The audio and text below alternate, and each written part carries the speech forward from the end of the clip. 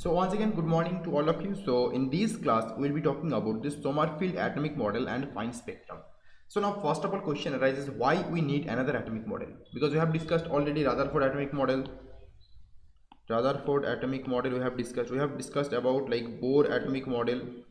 Why we do need another atomic model, that is my Sommerfeld atomic model. Why is that?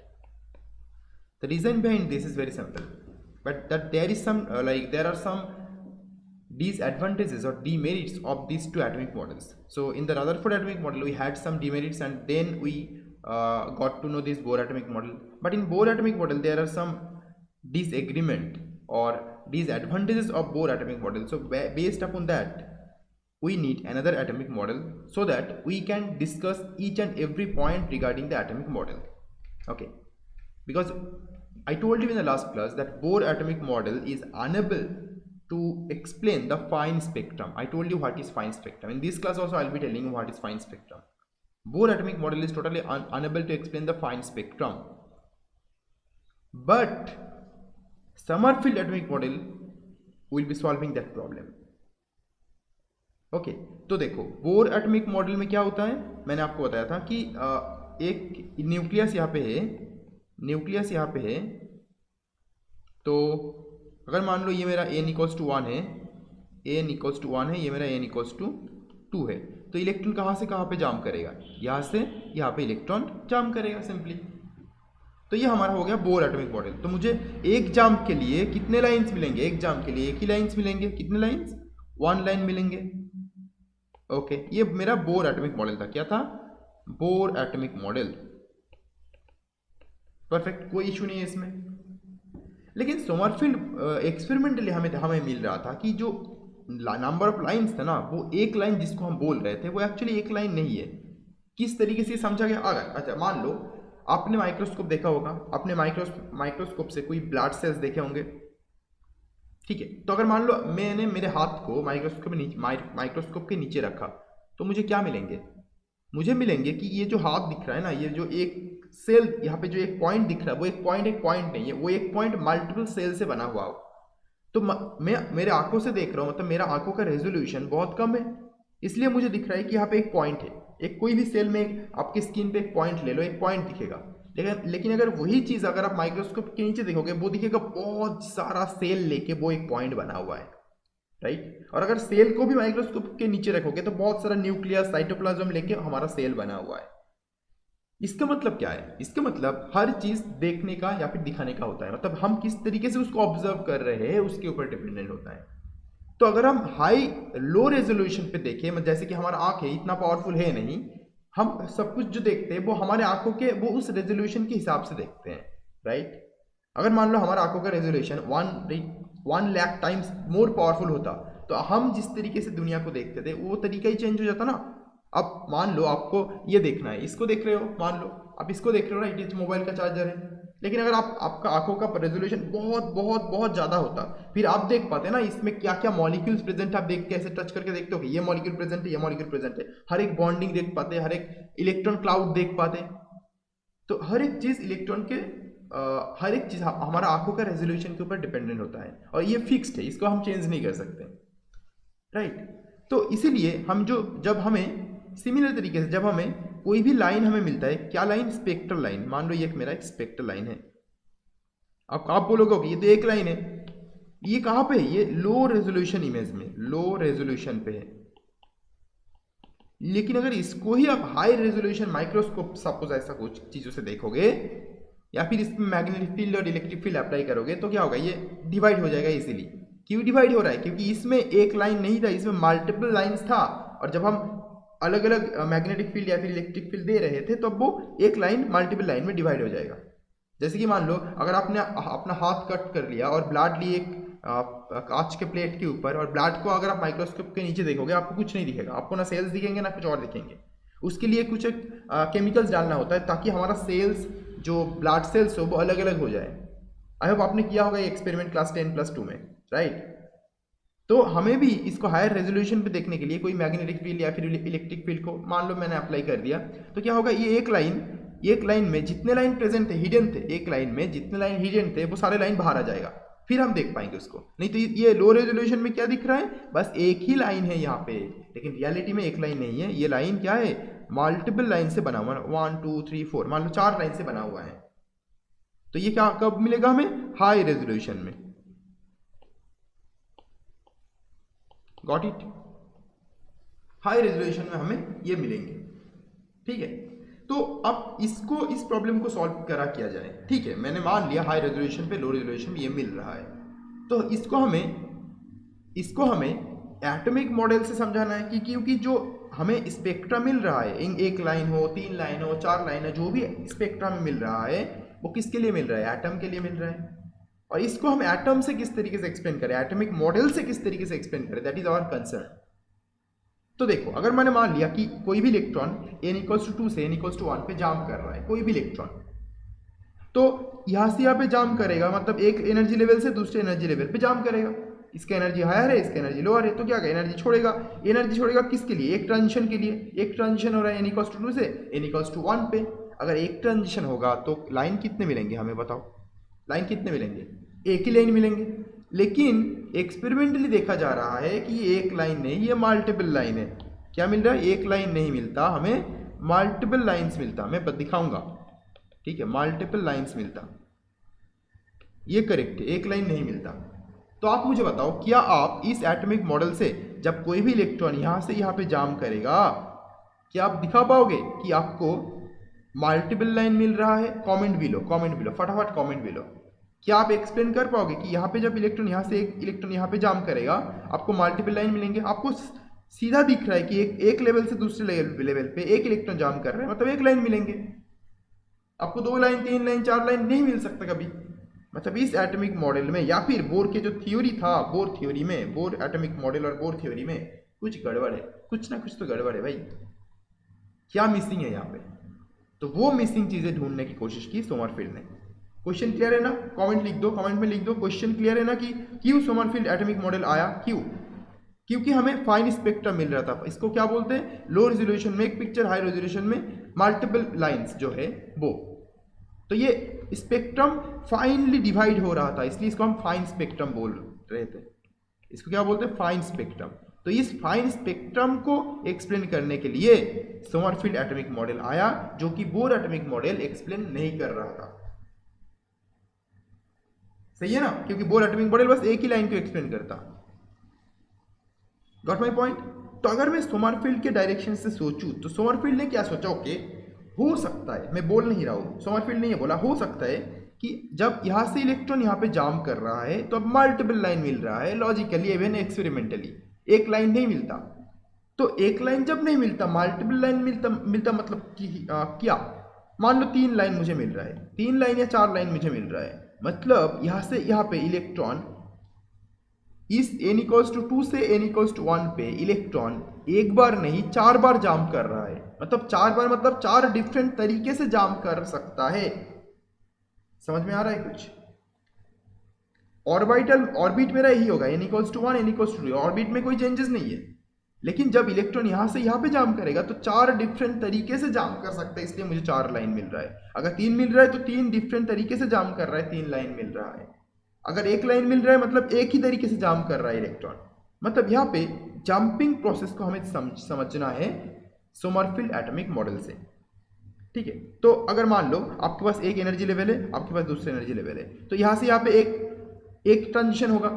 लेकिन अगर मान लो आपके पास 2 energy level यहाँ पे, एक एनर्जी लेवल यहाँ पे, तो एक ट्रांजिशन यहाँ पे हो सकता है, दूसरा ट्रांजिशन यहाँ पे हो सकता है।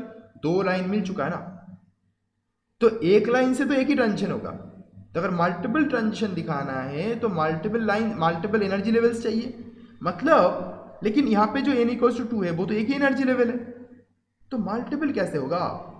तो सोमरफील्ड ने सोचा कि यहाँ पे जो एक n=2 दिख रहा है, ये n=2, इस एक n=2 में multiple value, multiple energy levels present है।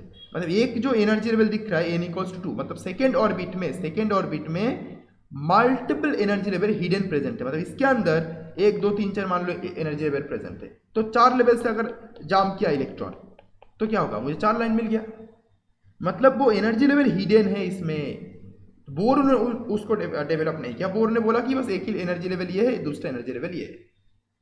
तो अब किस तरीके से वो हिडन एनर्जी लेवल को ढूंढना जाए ताकि हमें मल्टीपल लाइंस मिले, और क्लियर हो जाएगा जब मैं पूरा डिटेल्स में बताऊंगा आपको, ठीक है। तो इसीलिए आया सोमरफील्ड एटॉमिक मॉडल, और इस सोमरफील्ड एटॉमिक मॉडल का कुछ पॉस्टुलेट्स था। So postulates of Sommerfeld atomic model, SAM।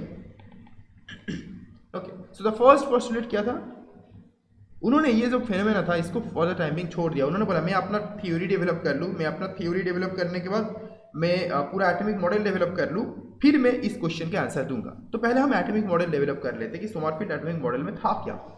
Sommerfeld ने बोला कि इलेक्ट्रॉन, कोई भी इलेक्ट्रॉन, यहाँ भी इलेक्ट्रॉन है, इलेक्ट्रॉन न्यूक्लियस को किस तरीके से रिवॉल्व करेगा, वो डायरेक्शन ही चेंज कर दिया।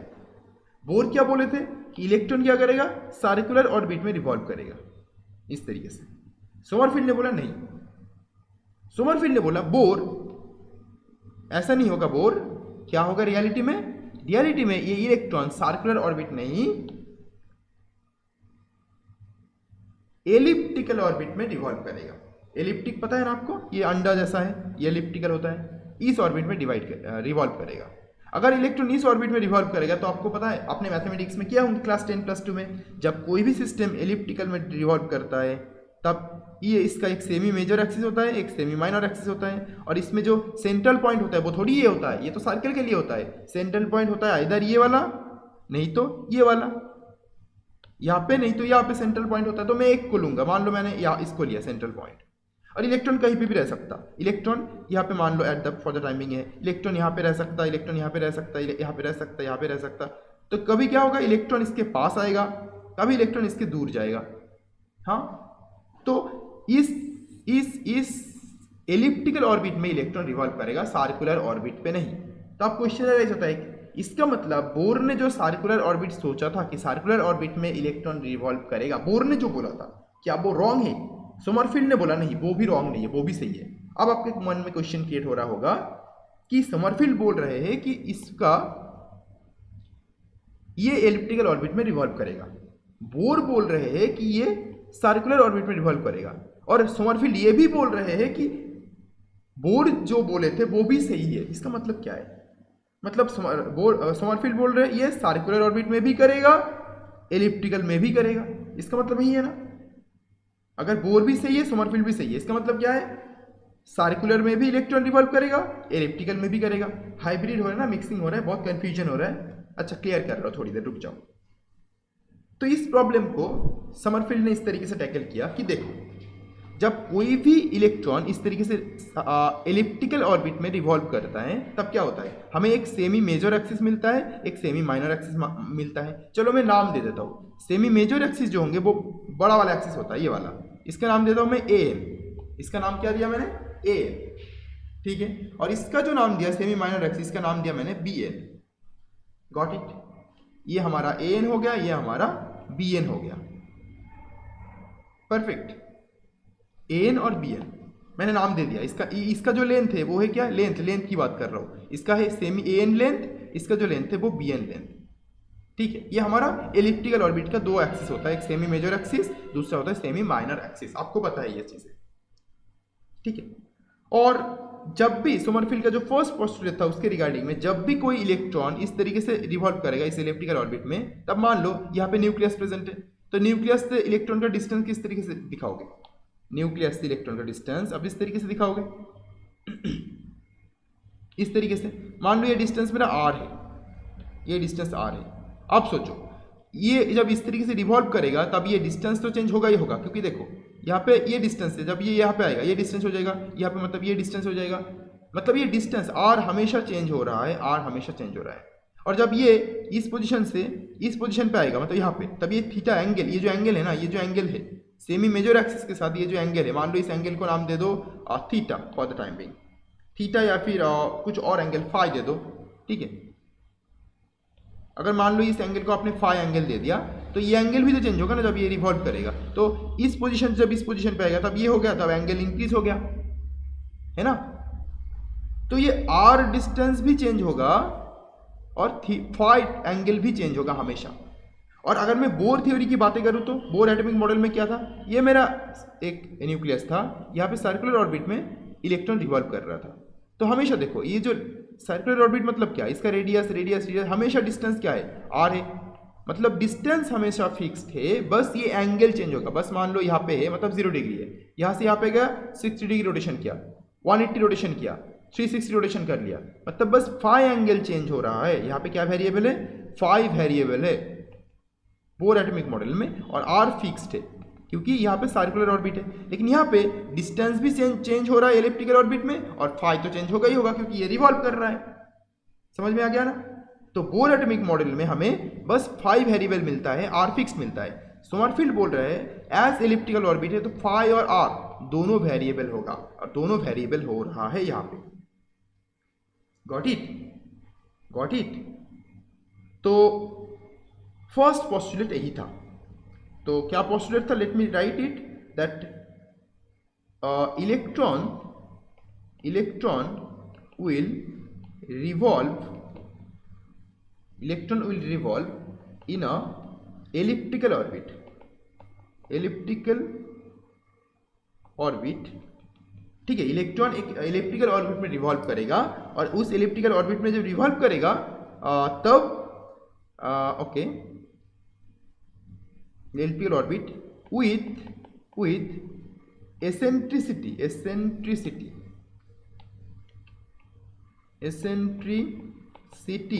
of electron or eccentricity of eclipse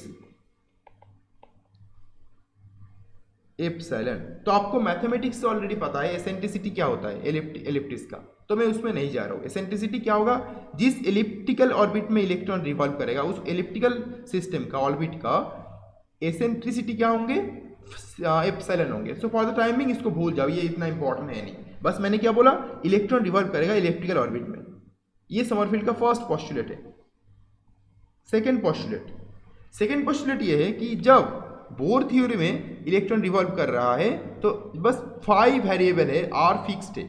लेकिन एलिप्टिकल ऑर्बिट में जब रिवॉल्व कर रहा है आर और फाई दोनों क्या है, वेरिएबल है। तो या मैं बोल सकता हूं कि electrons position can be expressed through r comma phi. आपको आर भी डिफाइन करना है, फाई भी डिफाइन करना है, तो ही तो इलेक्ट्रॉन का पोजीशन डिटरमाइन कर पाओगे। क्योंकि इलेक्ट्रॉन का पोजीशन आर के ऊपर भी डिपेंडेंट है, फाई के ऊपर भी डिपेंडेंट है। दैट्स वाई इलेक्ट्रॉन पोजीशन इस तरीके से डिफाइन कर सकते हो। और जब आप इस तरीके से इलेक्ट्रॉन का पोजीशन डिफाइन कर सकते हो, अब बताओ इलेक्ट्रॉन एक सर्कुलर पाथ में घूम रहा है ना, सर्कुलर नहीं मतलब एक साइकिल फॉलो कर रहा है ना, इस एक्लिप्स को फॉलो कर रहा है, एलिप्टिकल पाथवे में रिवॉल्व कर रहा है। बट यहाँ से रिवॉल्विंग स्टार्ट किया, मान लो घूमते फिर से वापस यहाँ पे आएगा, फिर से घूमेगा, मतलब इसी एक साइकिल शो कर रहा है, हमेशा एक ही नॉर्मल साइकिल शो कर रहा है इलेक्ट्रॉन। मतलब अगर ये नॉर्मल साइकिल शो करेगा तो मतलब क्या बोल सकते हैं हम, ये एक साइक्लिक पाथवे फॉलो कर रहा है, साइक्लिक पाथवे। इसीलिए हम इसको डिफाइन कर सकते हैं एक साइक्लिक इंटीग्रल से। Cyclic integral p phi d phi equals to k h. अगर हम इसको सॉल्व करेंगे तो हमें मिलता है के एच। मैं डिफाइन करूंगा हर एक चीज क्या है। देन एक और साइक्लिक इंटीग्रल आता है, cyclic integral p r d r equals to N r h. Okay, got it. तो ये दोनों क्या है, अच्छे से देखोगे तो p phi d phi k h, p r d r n r h. इसका मतलब ये देखो, ये इसको ज़्यादा डीप में और ज़्यादा सीरियसली मत लिया करो, बस इक्वेशन मैंने लिखा आपको समझाने के लिए और कुछ नहीं, ठीक है। इसका डेरिवेशन मैं नहीं करवाऊंगा, टेंशन नहीं है कोई। तो पी फाई डी फाई किस लिए आ रहा है, क्योंकि इलेक्ट्रॉन का पोजीशन एक्सप्रेस करने के लिए हमें फाई एंगल चाहिए, ये एंगल चाहिए, क्योंकि हमेशा एंगल चेंज होगा। अगर इलेक्ट्रॉन यहाँ पे है तो एंगल ये होगा, यहाँ पे तो एंगल ये होगा, अगर इलेक्ट्रॉन यहाँ पे तो एंगल ये होगा। इस तरीके से हमें एंगल चाहिए, इसलिए मैंने p phi d phi equals to k h लिया। के एच क्या है बताऊंगा। सिमिलरली इसका पोजीशन डिफाइन करने के लिए हमें आर भी चाहिए, राइट, आर भी चाहिए। आर किस तरीके से चाहिए, अच्छे से देखो, इसका डिस्टेंस आर ये है, डिस्टेंस आर ये है, डिस्टेंस आर ये है, मतलब हमेशा आर चेंज होता रहेगा, इसलिए हमें आर वेरिएबल भी लेना है, इसलिए मैंने आर वेरिएबल भी ले लिया। तो इस तरीके से मैं इलेक्ट्रॉन का डिस्टेंस भी दिखा सकता हूँ, इलेक्ट्रॉन का डिस्टेंस भी और इलेक्ट्रॉन का जो एंगल है वो भी, दोनों को कंसीडर करके इलेक्ट्रॉन का पोजीशन डिटरमाइन कर सकता हूँ। तो ये दोनों जो फॉर्मूला है ये इलेक्ट्रॉन का पोजीशन, रियल टाइम पोजीशन बताएगा, एक एंगल के थ्रू, एक डिस्टेंस के थ्रू, रेडियस के through, you can say for the time बेयर। ओके, तो इस इक्वेशन में जो k दिख रहा है आपको, वो k क्या है? इस इक्वेशन में जो k दिख रहा है वो क्या है? nr जो दिख रहा है वो क्या है? h जो दिख रहा है वो क्या है? फिर p फाई क्या है और pr क्या है? ये सारे टर्म है ना। तो देखो p फाई क्या है? p से हम क्या डिनोट करते हैं? p से हम एंगुलर मोमेंटम डिनोट करते हैं, p इक्वल्स टू mv। तो p फाई मतलब ये एंगुलर मोमेंटम है, राइट, लाइक मोमेंटम को डिनोट करते हैं, p इक्वल्स टू mv। तो ये, लेकिन यहाँ पे जो फाई है ना वो क्या है? एक एंगल से रिवॉल्व कर रहे हैं ना, फाई तो एंगल है, तो ये एंगुलर मोमेंटम हो गया, सिंपली एंगुलर मोमेंटम हो गया। तो पी फाई को हम क्या बोलेंगे? एंगुलर मोमेंटम, एंगुलर मोमेंटम हो गया। ग्रेट। अब एंगुलर मोमेंटम हो गया पी फाई। अब इसमें के को क्या बोलोगे? के को हमें क्वांटम नंबर बोलेंगे, जिसका नाम है azimuthal quantum number, azimuthal quantum number. H क्या है? एच है प्लैंक्स कांस्टेंट। तो यहां पे भी एच क्या है? Planck's constant. ओके, फिर यहां पे जो एनआर आपको दिख रहा है, एनआर क्या है? एनआर को हम बोलते हैं, ये क्या था? Azimuthal quantum number. यहां पे आएगा radial quantum number. Okay, great. फिर यहां से हम पी आर डिफाइन करें। पी आर क्या है? पी फाई क्या था? एंगुलर मोमेंटम था। पी आर क्या होगा? Radial momentum.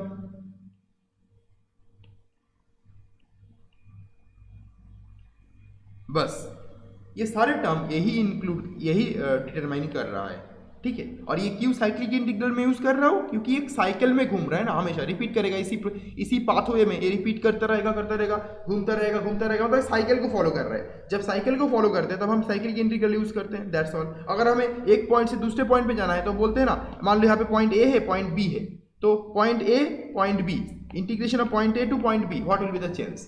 तो यहाँ पे साइक्लिक प्रोसेस है, इसलिए साइक्लिक इंटीग्रल हमें लेना है, पॉइंट ए भी नहीं लेना है। अब बताओ सबको क्लियर है ना यहाँ तक? जो मैंने आपको बताया। इक्वेशन कहाँ से आ रहा है ये मत देखो, बस इक्वेशन को समझो क्या है। इसका डेरिवेशन में करवाऊंगा तो बहुत कॉम्प्लिकेटेड हो जाएगा, वो आपके लिए इंपॉर्टेंट भी नहीं है, बस समझो इक्वेशन को, ठीक है। तो ये बोर का ये सोमरफील्ड का ये सेकेंड पोस्टुलेट है। अब आ जाओ थर्ड पोस्टुलेट में। थर्ड पोस्टुलेट क्या था? अकॉर्डिंग टू सोमरफील्ड्स थर्ड पोस्टुलेट, उन्होंने बोला ये जो एन वैल्यू हमें जो बोर थ्योरी से मिल रहा था ना, बोर थ्योरी में क्या था याद कर लो, M V R equals to N H divided by 2 pi. मैंने बोला था बोर थ्योरी में बोर कभी भी इस एन को एक्सप्लेन नहीं किए थे, बस उन्होंने एन को एज ए इंटीजर ही कैलकुलेट किए थे। लेकिन मैंने आपको ये भी बताया था ये जो एन है ना, ये बाद में सोमरफील्ड क्या बोला, ये एन एक्चुअली एन नहीं, ये प्रिंसिपल क्वांटम नंबर है। क्या है? प्रिंसिपल क्वांटम नंबर, जो बोर ने डिफाइन नहीं किया था, लेकिन बाद में बहुत एन को प्रिंसिपल क्वांटम नंबर बोला गया। तो जो ये एन बोर थ्योरी से मिला, ये कहाँ से मिला? बोर थ्योरी से, याद रखना। ये एन कहाँ से मिला? बोर थ्योरी से मिला। तो ये जो एन है ना, एन इक्वल्स टू, हमें जो दो अलग अलग क्वांटम नंबर मिल रहा है, एक एजीमुथल क्वांटम नंबर, दूसरा है रेडियल क्वांटम नंबर। ये एन का वैल्यू होगा azimuthal quantum number like so के प्लस रेडियल क्वांटम नंबर, इन दोनों का समेशन। तो ये दोनों कहां से आ रहा है बताओ? ये सोमरफील्ड एटॉमिक मॉडल से आ रहा है, सोमरफील्ड थ्योरी। तो बोर थ्योरी से जो हमें एन मिल रहा था वो एक्चुअली इन दोनों का मिक्सचर है, इन दोनों का मिक्सचर है, गॉट इट? इन दोनों का मिक्सचर है, ग्रेट।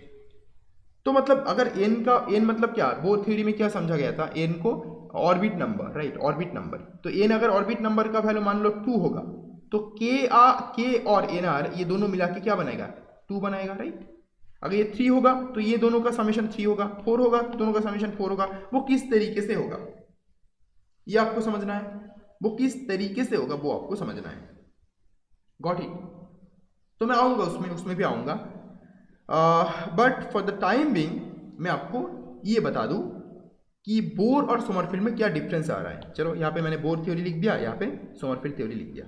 देखो जब हम बोर थ्योरी को डिफाइन करते हैं, मैंने आपको थोड़ी देर पहले आपको बताया कि इसमें हम सर्कुलर ऑर्बिट को डिफाइन करते हैं इस तरीके से, और सोमरफेल्ड मतलब क्या, एलिप्टिकल ऑर्बिट को डिफाइन करते हैं। ग्रेट। तो बोर थ्योरी में जब हम कोई भी इलेक्ट्रॉन का पोजीशन डिटरमाइन करेंगे तो हम क्या चाहिए, आर तो हमारा फिक्स्ड है हमेशा, आर फिक्स्ड है हमेशा, और यहाँ पे आर और फाई दोनों वेरिएबल है, राइट। तो एज यहाँ पे ओनली आर फाई वेरिएबल है और यहाँ पे आर एंड फाई दोनों वेरिएबल है, तो इस प्रोसेस को, इस फेनोमेना को हम बोलेंगे यहाँ पे एक क्वांटम रेस्ट्रिक्शन प्रेजेंट है। क्वांटम रेस्ट्रिक्शन, बस टर्म को समझो, बाकी कुछ नहीं। एक क्वांटम रेस्ट्रिक्शन प्रेजेंट है, यहाँ पे आर और फाई दोनों वेरिएबल है, तो इसमें दो क्वांटम रेस्ट्रिक्शन प्रेजेंट है, ठीक है ना, दो क्वांटम रेस्ट्रिक्शन प्रेजेंट है। ग्रेट। अब ये एक क्वांटम रेस्ट्रिक्शन, दो क्वांटम रेस्ट्रिक्शन का फंडा क्या है, सिंपल बात है, फंडा यही है जो आपको एन मिला है ना, वो क्या है, वो बोर थ्योरी का एन है। और जो के एन को हम क्या बोलते हैं, लिख दो यहां पे, एन को हम बोलेंगे प्रिंसिपल क्वांटम नंबर, PQN। के जो मिला है वो सोमरफेल्ड थ्योरी का कंपोनेंट है, जिसको हम बोलेंगे एजीमुथल क्वांटम नंबर। एनर जो मिला है वो क्या है, अगेन सोमरफेल्ड मॉडल का कंपोनेंट है, जिसको हम बोलेंगे रेडियल क्वांटम नंबर। अब ये principal quantum number equals to angular azimuthal quantum number और रेडियल क्वांटम नंबर होता है। अभी बहुत सारे क्वेश्चन है, मुझे पता है आपके मन में, सारे क्वेश्चन के आंसर मैं दे दूंगा।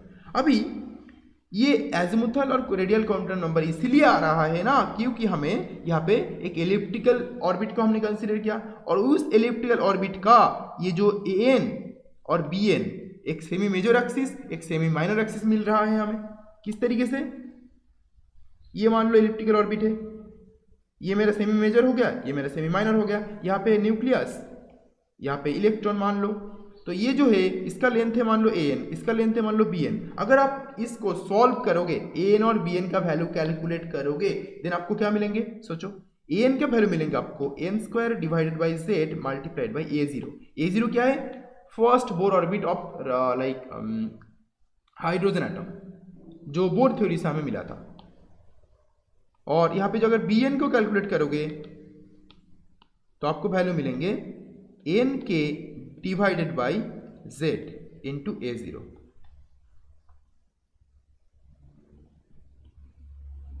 मतलब ये लेंथ, इसका लेंथ का वैल्यू मुझे मिल चुका है, इस लेंथ का वैल्यू भी मुझे मिल चुका है। ये दोनों सॉल्व करने के बाद होता है। किस तरीके से सॉल्व करना है, नॉट इंपॉर्टेंट, ये याद रखना है नहीं याद रखना है, बस समझो क्या मैं बोल रहा हूं, ठीक है। तो अगर यहां से मैंने क्या किया, bn डिवाइडेड बाई an निकाला, क्या मिलेंगे मुझे, देखो ये डिवाइडेड बाई ये निकाला, तो ये z हो गया कट, n और n² में से n रहेगा, a0 कट, तो मुझे क्या मिलेंगे, मुझे मिलेंगे k डिवाइडेड बाई n। और ये n जो है, देखो ये n क्या है, प्रिंसिपल क्वांटम नंबर है। तो अगर मैंने क्या थोड़ी देर पहले बोला, ये n का वैल्यू क्या है, k plus n r, put कर दो, आंखें बंद करके पुट कर दो, k divided by n are plus k, तो ये मुझे मिला expression bn equals to an। तो अब वापस आ जाओ प्रीवियस कंसेप्ट में।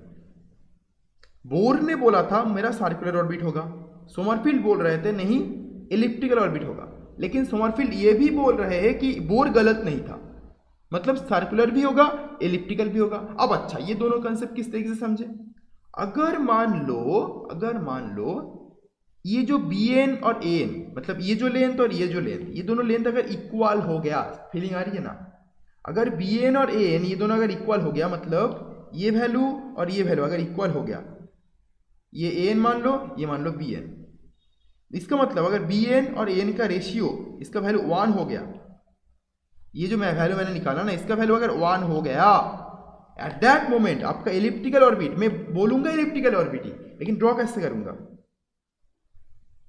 ये मेरा एलिप्टिकल ऑर्बिट क्या बन चुका है, सर्कुलर बन चुका है ना, समझ में आ गया ना।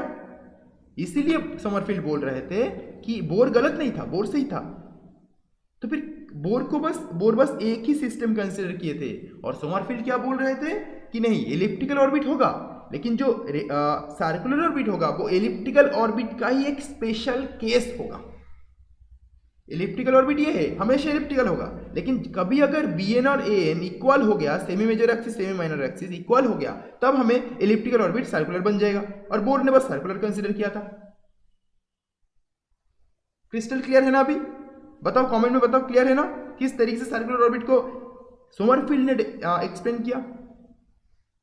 यही एक कंसेप्ट है यहाँ पे कि किस तरीके से सर्कुलर ऑर्बिट एलिप्टिकल ऑर्बिट का ही एक पार्ट है, एलिप्टिकल ऑर्बिट का ही एक स्पेशल केस है। कोई सर्कुलर ऑर्बिट कोई एक्स्ट्रा केस नहीं। हम एलिप्टिकल सोचेंगे, एलिप्टिकल में अगर A N B N equal हो गया तो वो सर्कुलर हो जाएगा। दैट्स ऑल, सिंपल कंसेप्ट है पूरा। Got it? अब चलो आगे बढ़ते हैं और ज़्यादा और डीप में जाते हैं। अच्छा, बी एन और एन का रेशियो वैल्यू ये है। अच्छा, सर्कुलर होगा मतलब क्या? जब के वैल्यू और एन वैल्यू इक्वल हो जाएगा। के और एन वैल्यू जब इक्वल होगा तब ये सर्कुलर होगा, और अगर इक्वल नहीं हुआ तो वो एलिप्टिकल होगा। सिंपल। तो के वैल्यू मतलब के, एन वैल्यू मतलब एन आर प्लस के। तो अगर आप अच्छे से नोटिस करोगे तो मतलब कहीं ना कहीं पे के तो के ही था, but n value is depending upon n r value and k value. यही है ना, जो एन वैल्यू होता है वो किसके ऊपर डिपेंडेंट होता है? एन आर वैल्यू और के वैल्यू के ऊपर डिपेंडेंट होता है, क्योंकि n equals to N R plus k. तो इस डिपेंडेंसी को आप किस तरीके से दिखाओगे? इस डिपेंडेंसी को दिखाने के लिए आपको लाइक वैल्यूज लेना है। किसका value? Value of n r and के।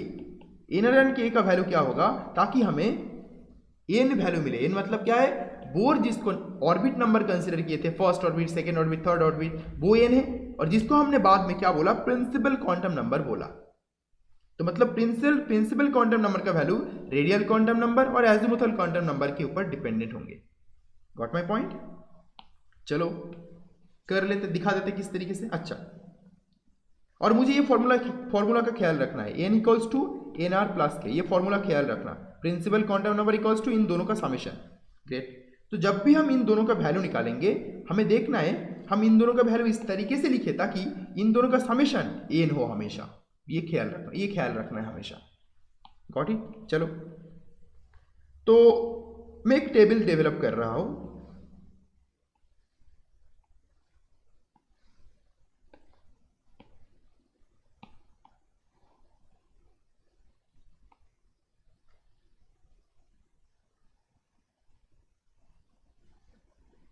ओके, तो यहाँ पे क्या लिखूंगा मैं? एन वैल्यू लिखूंगा। Okay, N are plus K लिखूंगा। Okay, great. तो this this this this and I hope it's enough. तो फर्स्ट ऑफ ऑल यहाँ पे मैं के का वैल्यू पुट करूंगा। यहाँ पे मैं एन आर का वैल्यू पुट करूंगा, और के प्लस एन आर दोनों मिला के क्या बनाएगा? एन बनाएगा। यहाँ पे नीचे में एन का वैल्यू पुट करूंगा। ठीक है, जब इन दोनों को समेशन कर दूंगा तो मुझे एन मिलेंगे। Great, fine. अभी के का वैल्यू क्या क्या हो सकता है? जब के का वैल्यू हो सकता है इस तरीके से, मान लो के का वैल्यू मैंने 0 पुट किया। अच्छा, सबसे पहली बात, अकॉर्डिंग टू बोर ने, मैं पहले क्लियर कर दूं, बोर ने एन को इंट्रोड्यूस किए थे, इसका वैल्यू भी बोर ने ही बताए थे। क्या वैल्यू है एन का? एन का वैल्यू है 1 2 3 4 डॉट डॉट डॉट डॉट। ये वैल्यू भी सही था, एन का कंसिडरेशन भी सही था, लेकिन बोर बस एक्सप्लेन नहीं किए थे एन को। That's all. मतलब एन का वैल्यू अभी भी 1 2 3 4 ही होगा, एन का वैल्यू चेंज नहीं होगा कुछ भी। Got it?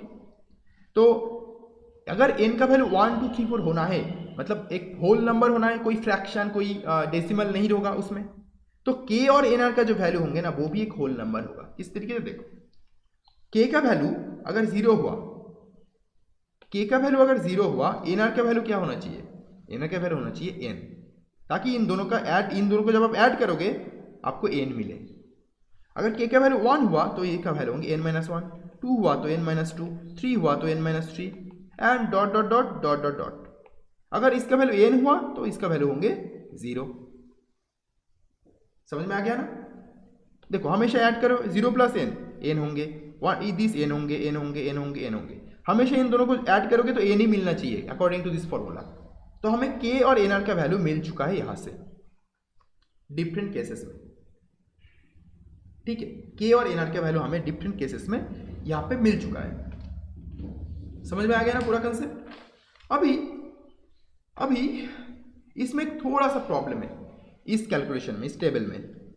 टेबल 100% करेक्ट है, टेबल में कोई गलती नहीं है, टेबल से प्रॉब्लम है।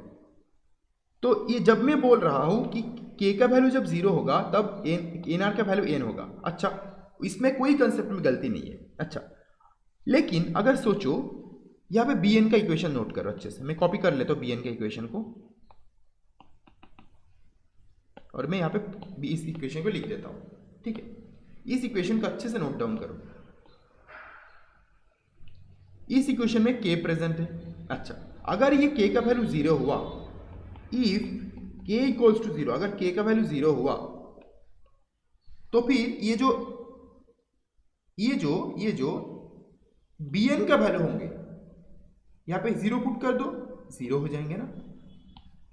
bn will be equals to 0।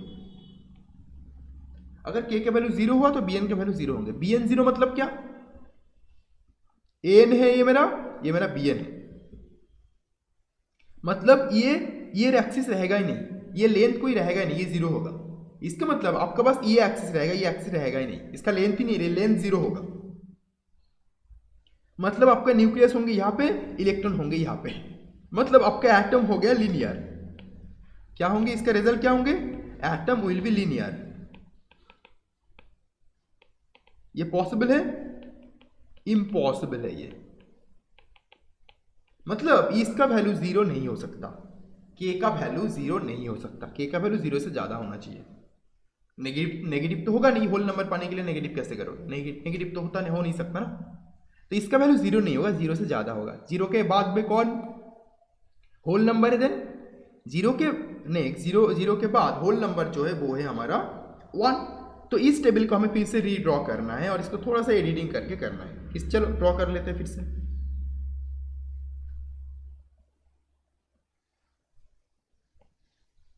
1 2 3 4 I hope it's enough. तो यहाँ पे हम पुट करेंगे नाउ के, यहाँ पे पुट करेंगे नाउ एन आर, और यहाँ पे एन होंगे। तो इसका वैल्यू 1 पुट करना है। तो यहाँ पे कितना पुट करोगे ताकि इन दोनों का समेशन में एन आए, डेफिनेटली आप पुट करोगे n minus 1, 2 n minus 2, 3 n minus 3, 4 n minus 4, 5 and dot dot dot dot dot dot, यहाँ पे एन, यहाँ पे 0।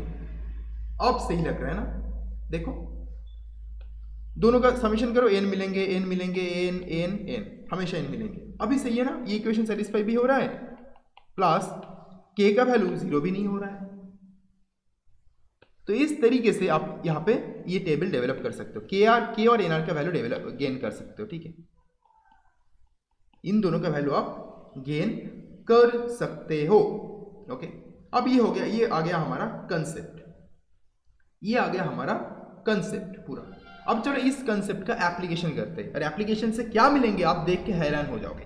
क्या मिलेंगे आपको, एप्लीकेशन ऑफ दिस कंसेप्ट।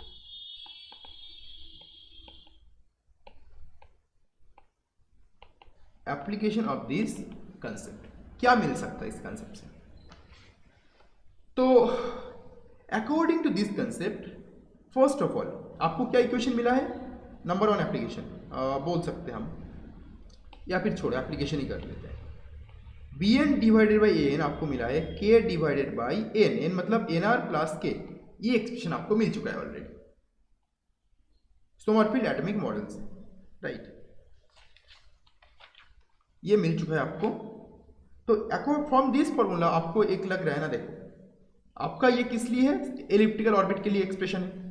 तो अगर इफ एन आर बिकम्स 0, सोचो एन आर का वैल्यू अगर 0 हो जाए देन क्या होंगे, ये 0 है मतलब यहाँ पे भी क्या है, यहाँ पे भी कट 1, मतलब b n equals to a n हो जाएगा, b n equals to a n हो जाएगा।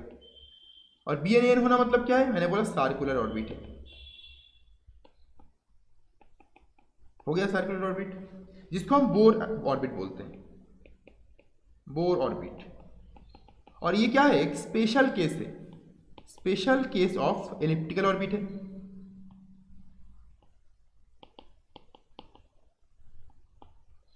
आपको ये भी समझ में आ गया कि बोर ऑर्बिट जो है वो एक special case of elliptical orbit है। कौन सा स्पेशल केस? जब b n equals to a n होगा। और कब होगा? जब ए एन का वैल्यू 0 होगा। ठीक है। और नाउ ये जो वैल्यूज है ना, ये जो के का वैल्यूज है ना, इस वैल्यू के ऊपर डिपेंड करके हम डिफरेंट अदर कंसेप्ट को अप्लाई कर सकते हैं। क्या? कौन सा कंसेप्ट? देखो, ऑर्बिटल का concept. Orbital, so name of the orbital, let me right it, value of के एंड नेम ऑफ ऑर्बिटल। तो वैल्यू ऑफ के होना क्या चाहिए? मैंने बोला वैल्यू ऑफ के मिनिमम क्या होना चाहिए? 1 होना चाहिए, उसके बाद 2 होना चाहिए, 3 होना चाहिए, 4 होना चाहिए, 5 होना चाहिए, and dot dot dot dot dot, enough है ये। 6 तो लिख देता हूँ चलो मैं, उसके बाद डॉट डॉट डॉट। तो अगर वैल्यू ऑफ के 1 होगा तो आपको ऑर्बिटल कौन सा मिलेंगे बताएं? आपको ऑर्बिटल मिलेंगे एस ऑर्बिटल। ये वैल्यू अगर 2 होंगे आपको मिलेंगे p orbital, d orbital, f orbital, then g orbital, then h orbital, and dot dot dot dot. तो आपको इस तरीके से वैल्यूज मिलते रहेंगे।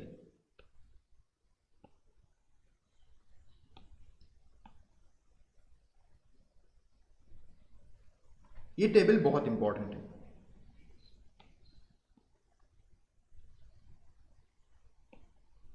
वैल्यू ऑफ के ऊपर बेस करके आपने डिफरेंट ऑर्बिटल को डेवलप कर दिया। और ये ऑर्बिटल का कंसेप्ट फर्स्ट टाइम कब आया था? सोमरफेल्ड एटॉमिक मॉडल में। समझ में आ गया? तो ये जो कंसेप्ट आपको दिख रहा है, वैल्यू ऑफ के और value of name of the orbital, इस कंसेप्ट में भी थोड़ा सा प्रॉब्लम है। प्रॉब्लम क्या है?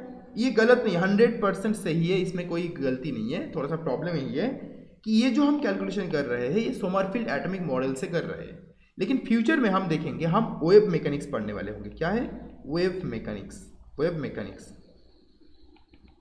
और according to this wave mechanics, ये जो हम वैल्यू ऑफ के लिखते हैं ना, इस के को एक्सेप्ट नहीं किया जाता। वेव मैकेनिक्स में इस के को एक्सेप्ट नहीं किया जाता। वेव मैकेनिक्स को क्या, वेव मैकेनिक्स में के मतलब जिसको हम एजीमुथल क्वांटम नंबर बोलते हैं, इसको एक्सेप्ट नहीं किया जाता। वेव मैकेनिक्स में एल को कंसीडर किया जाता। और एल और के में रिलेशन क्या है? एल इक्वल्स टू के माइनस 1। ठीक है। और इसका मतलब क्या है? जो एस ऑर्बिटल होंगे उसका एल वैल्यू क्या होंगे? अगर मैं बोलूं एल वैल्यू होंगे 0, इसका एल वैल्यू होंगे 1, ये होंगे 2, ये होंगे 3, ये होंगे 4, ये होंगे 5, and dot dot dot dot dot. तो इस तरीके से ये एल का वैल्यू चेंज होता है। और ये एल मोर एक्यूरेट टर्म है देन के। एल क्या है? मोर एक्यूरेट है। Let me right it, more accurate. क्यों मोर एक्यूरेट? क्योंकि ये जो सोमरफेल्ड मॉडल, बोर मॉडल, इसमें थोड़ा बहुत ओल्ड, इसको ओल्ड क्वांटम थ्योरी में रखा जाता है, क्योंकि इसमें क्लासिकल मैकेनिक्स भी इन्वॉल्व होता है। सोमरफेल्ड मॉडल हो गया, बोर एटॉमिक मॉडल हो गया, ये सारे ओल्ड क्वांटम मैकेनिक्स से पार्ट है, क्योंकि इसमें हम क्लासिकल मैकेनिकल कंसेप्ट को अप्लाई करते हैं। ओल्ड क्वांटम थ्योरी का पार्ट हो गया। ठीक है। और ये जो वेव मैकेनिक्स होता है वो प्योरली क्वांटम मैकेनिकल कंसेप्ट है। प्योरली, मैं बताऊंगा फ्यूचर में डिस्कस करेंगे wave mechanics. Purely quantum mechanical concept है। तो इसमें एल प्रेजेंट होता है। समझ में आ गया? इसको हम एल बोलते हैं। यहाँ पे के को हम क्या बोल रहे थे? Azimuthal quantum number. Azimuthal quantum number. और एल को भी हम एजीमुथल क्वांटम नंबर ही बोलेंगे। But L is more accurate. L और के में रिलेशन क्या है? एल इक्वल्स टू के माइनस 1। तो अगर के का वैल्यू 1 से एस ऑर्बिटल आता है तो मैं बोलूंगा एल का वैल्यू 0 से एस ऑर्बिटल आएगा, 1 से पी, 2 से डी, 3 से एफ, 4 से जी, उसके बाद 5 H, and dot dot dot dot dot in this way. तो मुझे क्वेश्चन मिल रहा है कमेंट में, वैल्यू ऑफ के नेम ऑफ ऑर्बिट कैसे मिला? ओके, आऊंगा, उसमें भी आऊंगा, शांत हो जाओ, मैं आ रहा हूं उसमें। अब मुझे बहुत इंटरेस्टिंग क्वेश्चन मिला है कि ये एन को के इक्वल्स टू 1 से एस ऑर्बिटल, एस ऑर्बिटल का जो है इसका नाम किस तरीके से मिला, 2 से इसका नाम किस तरीके से मिला, 3 से इसका नाम किस तरीके से मिला। मतलब नाम तो नाम होता है, लेकिन ये आया किस तरीके से है, यही आंसर देना है। इंटरेस्टिंग क्वेश्चन, आऊंगा, उसमें भी आऊंगा, रिलैक्स रहो, सब कुछ डिस्कस करूंगा आज। यहाँ पे अगर आप अच्छे से नोट डाउन करोगे, मैंने क्या बोला, ये टेबल ज़्यादा एक्यूरेट है। तो आपको मैंने बोला एल ज़्यादा एक्यूरेट होता है वेब मैकेनिक्स में, लेकिन हम वेब मैकेनिक्स डिस्कस नहीं कर रहे हैं अभी, तो एल को भूल जाओ अभी। बट या फ्यूचर में हम इसी को यूज़ करेंगे, इसको यूज़ नहीं करेंगे, के को यूज़ नहीं करेंगे, एल को यूज़ करेंगे, ठीक है। लेकिन अभी वेब मैकेनिक्स को भूल जाओ, क्योंकि हमें वेब मैकेनिक्स अभी डिस्कस नहीं करना। हम सोमरफेल्ड मॉडल डिस्कस करना है हमें। तो k का वैल्यू देख लो 1 2 3 4 5 6 हो गया। तो इसके ऊपर बेस करके हमें डिफरेंट ऑर्बिटल्स मिल रहा है S P D F G H I dot dot dot. तो इसमें इस टेबल के हिसाब से चलो हमें पता है कि एन आर और हमें पता है कि एन आर और के में क्या रिलेशन है। तो मान लो मैंने बोर का फर्स्ट ऑर्बिट कंसिडर किया, फर्स्ट ऑर्बिट, तो मुझे नहीं पता कि वो ऑर्बिट एलिप्टिकल है या फिर वो ऑर्बिट सर्कुलर है, मुझे नहीं पता, बस मैं फर्स्ट ऑर्बिट कंसिडर किया। According to Bohr first orbit मतलब क्या, एन इक्वल्स टू एन। अच्छा, एन इक्वल्स टू 1। अगर एन इक्वल्स टू 1 होगा, एन इक्वल्स टू अगर 1 होगा, आप बताओ एन आर और के में से किसका वैल्यू 1 पुट करोगे। अगर आपने एन आर का वैल्यू 1 पुट किया तो के का वैल्यू 0 होगा, अगर के का वैल्यू 1 पुट किया एन आर का वैल्यू 0 होगा। अब इन दोनों में से किसका वैल्यू 0 पॉसिबल नहीं है, के का वैल्यू कभी 0 नहीं हो सकता, मैंने आपको बताया था। If k equals to 0 b n will be 0 atom will be linear, ये पॉसिबल है ही नहीं। तो के का वैल्यू कभी 0 नहीं हो सकता, मतलब के का वैल्यू ही 1 होगा ताकि एन वैल्यू 1 रहे।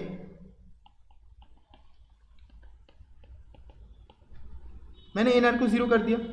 अगेन अगर मान लो बोर का सेकेंड ऑर्बिट मैंने कंसिडर किया, सेकेंड ऑर्बिट, तो एन इक्वल्स टू 2 हो गया। अच्छा, एन इक्वल्स टू 2 में दो पॉसिबिलिटीज हो जाता है। किस तरीके से, देखो अगर एन इक्वल्स टू 2 है तो के का वैल्यू क्या हो सकता है, मैं 2 पुट कर सकता हूं। अगर मैंने के का वैल्यू 2 पुट किया तो ये तो समेशन तो 2 होना चाहिए ना, इन दोनों का समेशन मुझे 2 होना चाहिए, क्योंकि मैंने सोच लिया कि एन का वैल्यू 2 है। तो आइदर में ऑप्शन दो ऑप्शन है मेरे पास, इसका वैल्यू 2 पुट करूंगा, इसका वैल्यू 0 पुट करूंगा। कर देता हूं मैं, k equals to 2 n r equals to 0 हो गया, तो 2 प्लस 0 कर दो, 2 प्लस 0 कर दो, 2 मिल जाएंगे। एक और पॉसिबिलिटी है कि के का वैल्यू क्या कर सकता हूं मैं, 1 पुट कर सकता हूं, और एन आर का वैल्यू क्या पुट कर सकता हूं मैं, 1 पुट कर सकता हूं। किस तरीके से, अगर के का वैल्यू 1 पुट कर दोगे, इसका वैल्यू 1 पुट करोगे, दोनों को ऐड कर दो, देखो एन इक्वल्स टू 2 आ जाएगा। सिमिलरली अगर मैं थर्ड ऑर्बिट लिया तो, मैंने अगर थर्ड ऑर्बिट लिया तो, थर्ड ऑर्बिट मतलब n equals to 3, in that case क्या करना है आपको, k का वैल्यू क्या लूंगा मैं, 3 लूंगा, और nr का वैल्यू 0 ले सकता हूं मैं, k का वैल्यू 2 ले सकता हूं, nr का वैल्यू 1 ले सकता हूं मैं, k का वैल्यू 1 ले सकता हूं, nr का वैल्यू 2 ले सकता हूं मैं, लेकिन इसके नीचे नहीं जा सकता, k का वैल्यू 0 नहीं हो सकता। हाँ, आप समझ में आया, आप समझ में आ गया ना, पूरा क्रिस्टल क्लियर है ना, कमेंट में लिख दो हर कोई, जो भी स्टूडेंट देख रहे हो क्रिस्टल क्लियर है तो लिख दो पूरा, ठीक है। तो मुझे 3 सेट मिल रहा है, 1 लाइन 2 लाइन 3 लाइन, किसके लिए, थर्ड के लिए, सेकंड के लिए, फर्स्ट के लिए। तब इसका मतलब क्या है, अब क्वेश्चन राइज होता है, इसका मतलब क्या है, इसका मतलब क्या है, जब मैंने n इक्वल्स टू 0 लिखा, मतलब एनआर का वैल्यू 0 लिखा, मतलब रेडियस के ऊपर वो इंडिपेंडेंट है। एनआर मतलब क्या, रेडियल होता है, रेडियल मतलब आर कब आता है बताओ, मैंने दिखाया था ना आपको, चलो वापस आ जाओ थोड़ी देर, ये आर कब आता है, एनआर कब आता है, रेडियल, आर मतलब आर के ऊपर डिपेंडेंट, आर मतलब ये डिस्टेंस के ऊपर डिपेंडेंट, डिस्टेंस के ऊपर डिपेंडेंट, तो डिस्टेंस के ऊपर डिपेंडेंसी 0, एनआर का वैल्यू 0 मतलब क्या, एनआर का वैल्यू 0 मतलब है डिस्टेंस इंडिपेंडेंट और रेडियस इंडिपेंडेंट, और डिस्टेंस, रेडियस से डिस्टेंस बोलूंगा तो अच्छा रहेगा, डिस्टेंस इंडिपेंडेंट, डिस्टेंस इंडिपेंडेंट। लेकिन अगर मैंने एलिप्टिकल ऑर्बिट ड्रॉ किया तो वो डिस्टेंस डिपेंडेंट होंगे, मैंने थोड़ी देर पहले दिखाया ना। अगर मैंने एलिप्टिकल ऑर्बिट ड्रॉ किया तो वो आर और फाई दोनों वेरिएबल होता है, मतलब 2 क्वांटम रिस्ट्रिक्शन है, मतलब रेडियस और एंगल जो है फाई, दोनों के ऊपर डिपेंडेंट होता है अगर एलिप्टिकल ऑर्बिट हुआ। लेकिन अगर सर्कुलर ऑर्बिट हुआ तो आर तो फिक्स होता है, मतलब आर के ऊपर डिपेंडेंट नहीं होता है, ओनली 5 वेरिएबल होता है, मतलब 5 के ऊपर डिपेंडेंट होता है, इसलिए मैंने 1 क्वांटम रेस्ट्रिक्शन लगा दिया। वापस आ जाओ, मतलब एन आर इक्वल्स टू 0 मतलब डिस्टेंस इंडिपेंडेंट हो गया, एन आर इक्वल्स टू 0 मतलब डिस्टेंस इंडिपेंडेंट हो गया, एन आर इक्वल्स टू 0 मतलब डिस्टेंस इंडिपेंडेंट हो गया, गॉट इट। तो इसको हम पिक्टोरियली किस तरीके से दिखा सकते हैं, चलो अब पिक्चर ड्रॉ करते हैं थोड़ा सा, इसको मैं कॉपी कर लेता हूँ, ठीक है, पूरा कॉपी कर लेता हूँ इसको, ताकि मैं उस नेक्स्ट पेज में लेके जा सकूँ।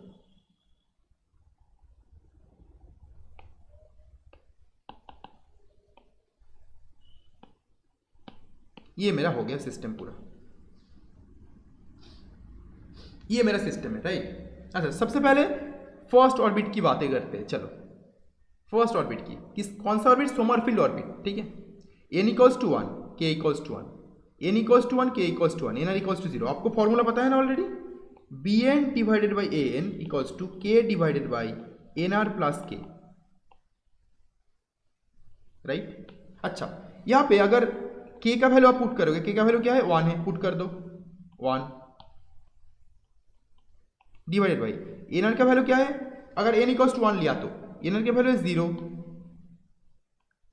k का वैल्यू 1 है, तो 0 प्लस 1 1 होगा, 1 1 कट होके 1 ही रहेगा, 1 रहेगा, मतलब bn और n का रेशियो 1 है। इसका मतलब क्या है? bn an इक्वल है, मतलब फर्स्ट ऑर्बिट जो होंगे वो होंगे प्योरली सर्कुलर ऑर्बिट, जहां पे n इक्वल्स टू 1 और k इक्वल्स टू 1, ये क्या होंगे? सर्कुलर होंगे, कोई ऑप्शन नहीं है, एलिप्टिकल हो ही नहीं सकता। क्यों? क्योंकि bn इक्वल्स टू an हो रहा है। क्या हो रहा है? bn इक्वल्स टू an हो रहा है, मतलब यहां पे न्यूक्लियस होंगे और यहां पे सर्कुलर ऑर्बिट होंगे। तो फर्स्ट ऑर्बिट सर्कुलर होना है। फर्स्ट ऑर्बिट में कौन से इलेक्ट्रॉन रहेगा? जो एक इलेक्ट्रॉन मान लो आपके पास है, एक इलेक्ट्रॉन कहां पे रहेगा? सर्कुलर ऑर्बिट में रहेगा। और एक इलेक्ट्रॉन रहेगा, मान लो आपने हाइड्रोजन एटम ले लिया या फिर हीलियम प्लस एटम ले लिया, इसमें एक इलेक्ट्रॉन है, वो सर्कुलर ऑर्बिट में रहेगा। मतलब बोर सही थे, और बोर ने बस इसी को कंसिडर करके अपना थ्योरी बनाए थे, बाकी हायर ऑर्बिट में वो गए ही नहीं थे ना, हायर ऑर्बिट में उन्होंने गए ही नहीं थे। जब गए नहीं थे उनका थ्योरी गलत थोड़ी है, इसलिए सोमरफील्ड ने बोला था बोर गलत नहीं है, बोर भी सही है। आ गया ना मजा? तो n equals to 1, k equals to 1, ये जो ऑर्बिट है इसको, ये सर्कुलर, इस तरीके से सर्कुलर जैसा दिखेगा। Got it? अच्छी बात है। चलो n इक्वल्स टू 1 हमारा हो चुका है। क्या हो चुका है? n इक्वल्स टू 1 हो चुका है कंप्लीट। अब आ जाओ n इक्वल्स टू 2 में। n इक्वल्स टू 2 में दो पॉसिबिलिटी है। एक पॉसिबिलिटी है जहां पे k इक्वल्स टू 2 है, nr इक्वल्स टू 0 है। तो अगर सोचो, अगर आपने nr 0 और k इक्वल्स टू 2 पुट कर दिया, मतलब ये दोनों इक्वल हो गया। मतलब इसके दो पॉसिबिलिटी है में एक बार क्या होगा? bn इक्वल्स टू n होगा, bn इक्वल्स टू n हो गया, मतलब क्या?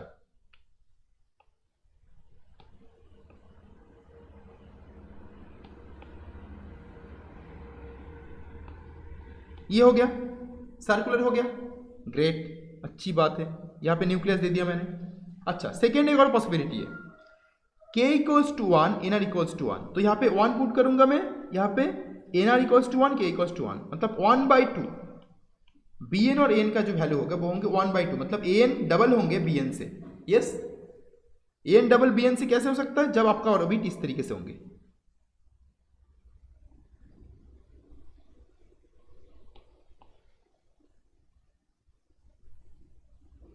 सॉरी, थोड़ा सा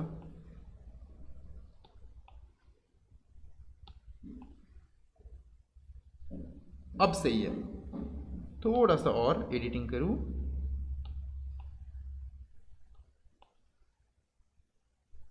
अब सही है। देखो, इसमें जो आपको सर्कुलर दिख रहा है वो किसके लिए है? वो है n equals to 2, k equals to 2 के लिए है। और जो एलिप्टिकल दिख रहा है जिसमें क्या है, ये मेरा बन गया an, ये मेरा बन गया bn, तो bn का डबल देखो an है।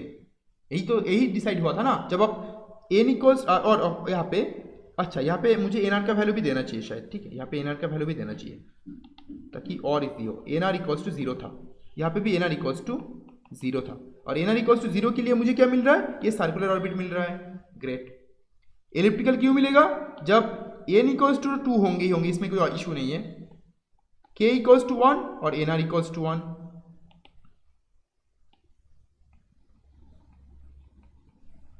जब आपको ये मिलेंगे, इन दैट केस क्या बनेंगे आपका? bn, इस केस में क्या होंगे? bn इक्वल्स टू n होंगे, bn इक्वल्स टू an होंगे, ये इस सर्कुलर के लिए। एलिप्टिकल के लिए क्या होंगे? bn by an equals to 1/2 होंगे। पहले पुट कर दो, देखो ये आ जाएगा, मतलब इसका रेशियो बी एन और एन का रेशियो 1/2 है, मतलब एन डबल होगा बी एन से सिंपली, तो इसलिए एन का वैल्यू डबल है बी एन से, मतलब ये एलिप्टिकल ऑर्बिट आ गया। तो सिमिलरली एन इक्वल्स टू 2 भी हो गया। अब एन इक्वल्स टू 3 में आ जाओ, इस तरीके से बहुत सारा कर सकते हो आप, ठीक है।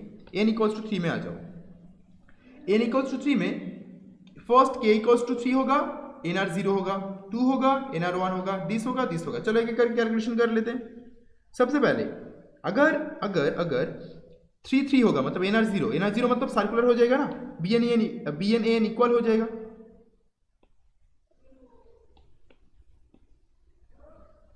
ये हो गया इक्वल न्यूक्लियस। सेकेंड, इसके बाद चलो आ जाओ, इसका वैल्यू के का वैल्यू 2 है, एन आर का वैल्यू 1 है, 2 है 1 प्लस 2 है, मतलब 2/3 हो गया। बी एन और एन का वैल्यू हो गया, रेशियो हो गया 2/3, मतलब ये 3 टाइम्स हो गया, 2 टाइम्स होगा, मतलब इस तरीके का, ज़्यादा एलिप्टिकल नहीं होगा, कम एलिप्टिकल होगा, इस तरीके का हो गया एलिप्टिकल, इस तरीके का एलिप्टिकल हो गया थोड़ा सा। और थोड़ा सा मैं राइट में शिफ्ट कर देता हूँ, नहीं तो वो एक्लिप्स में नहीं रहता। अब सही है, ठीक है, ये हो गया।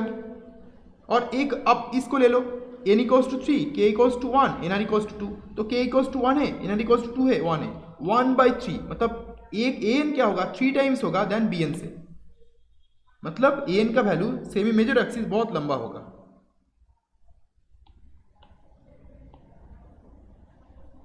हो गया लंबा।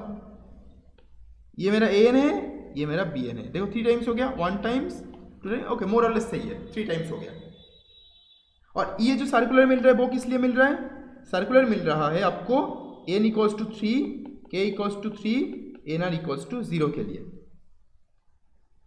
ये मिल रहा है किस लिए, N equals to 3, k equals to 3, k equals to 2 and n r equals to 1 के लिए। और फाइनली ये मिल रहा है N equals to 3, k equals to 1, n r equals to 2 के लिए। तीनों पॉसिबिलिटी है, तीनों मिल चुका है।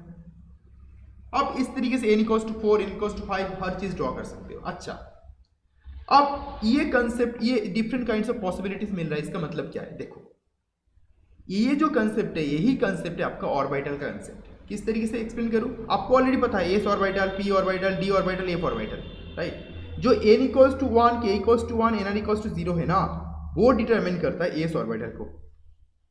मतलब जो एस ऑर्बिटल का शेप आपको पता है सर्कुलर होता है, ये एस ऑर्बिटल को डिटरमाइन कर रहा है। एस मतलब एन का वैल्यू क्या है 1 है, तो ये 1s को एक्सप्रेस करेगा, 1s को इंप्लाई करेगा, 1s, ये आपका बन गया 1s ऑर्बिटल। तो अगर आप इसमें देखोगे इस पार्ट को, इसमें देखो व्हेनेवर n इक्वल्स टू 2, इसका दो पॉसिबिलिटी है, एक क्या है n equals to 2, k equals to 2, और बाकी है n equals to 2, k equals to 1, ये दो, ये पॉसिबिलिटीज, राइट। एन आर को फॉर द टाइमिंग भूल जाओ। तो मैंने पहले आपको बोला था, देख लो, k का वैल्यू अगर 1 हुआ तो s होगा, 2 हुआ तो p, 3 हुआ तो d, 4 हुआ तो f, इस तरीके से होगा। अब k का वैल्यू क्या है यहाँ पे, देखो अच्छे से, k का वैल्यू क्या है, k का वैल्यू इक्वल्स टू 2 है, यहाँ पे k का वैल्यू इक्वल्स टू 1 है, तो k का वैल्यू 1 मतलब कौन सा ऑर्बिटल आ जाएगा, s ऑर्बिटल, यहाँ पे आ जाएगा s ऑर्बिटल। और k का वैल्यू 2 मतलब p ऑर्बिटल, और n का वैल्यू क्या है 2, तो ये आ जाएगा 2s और ये आ जाएगा 2p। इसीलिए n इक्वल्स टू 2 के लिए आपको दो ऑर्बिटल मिलता है, एक है 2s और 2p। समझ में आ रहा है ना, ये दिस सोमरफेल्ड एटॉमिक मॉडल से ही हमें आइडिया आ जाता है। सिमिलरली अगर हम n इक्वल्स टू 3 लेंगे, देखो n equals to 3, k equals to 1, तो इसका मतलब क्या है 3s ऑर्बिटल हो गया, k इक्वल्स टू 1 इसीलिए। दूसरा n equals to 3, k equals to 2, ये हो गया 3p ऑर्बिटल। तीसरा n equals to 3 and k equals to definitely 3 होगा, राइट, k इक्वल्स टू 3 होगा। तो अगर n equals to 3, k equals to 3, तो ये आ जाएगा 3d। ओके, तो इस तरीके से आपको 3s, 3p, 3d तीनों ऑर्बिटल्स मिल रहा है। और धीरे धीरे एडवांसमेंट साइंस में इस तरीके से हुआ था। एटॉमिक मॉडल आपको पता है बस बेसिक, इसमें डीप में समझाऊंगा और इस तरीके से आपको डिटेल्स में पूरे के पूरे जो सिचुएशन था वो समझ में आ जाएगा, उस टाइम का सिचुएशन। अच्छा, अब क्वेश्चन रेज होता है हमने ये सब क्यों किया, ये सब नाटक क्यों किया।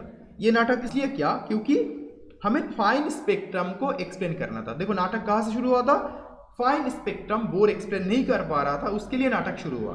तो हमें क्या करना है, हमारा टारगेट नहीं भूलना चाहिए हमें, जो भी हम रिजल्ट आउटकम मिल रहा है ये तो फोकट में मिल रहा है, हमें बोल सकते हैं फ्री में मिल रहा है। लेकिन आउटकम, एक्चुअल आउटकम जो है, एक्चुअल जो एक्सप्लेनेशन है उसके लिए तो हमने ये सेटअप किया था ना पूरा, और ये अपने आप आ गया। देखो मैंने कुछ नहीं किया, अपने आप ये सब कुछ आ गया। ये ऑर्बिटल का कंसेप्ट अपने आप आ गया, कुछ किया ही नहीं मैंने, बस कैलकुलेशन दिखाया आपको।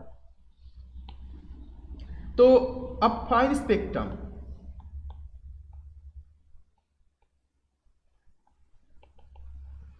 फाइन स्पेक्ट्रम को डिटरमाइन करना है। और ये फाइन स्पेक्ट्रम को जब आप एक्सप्लेनेशन करोगे तो आपको सोमरफील्ड दो मॉडिफिकेशन की जरूरत पड़ेगी।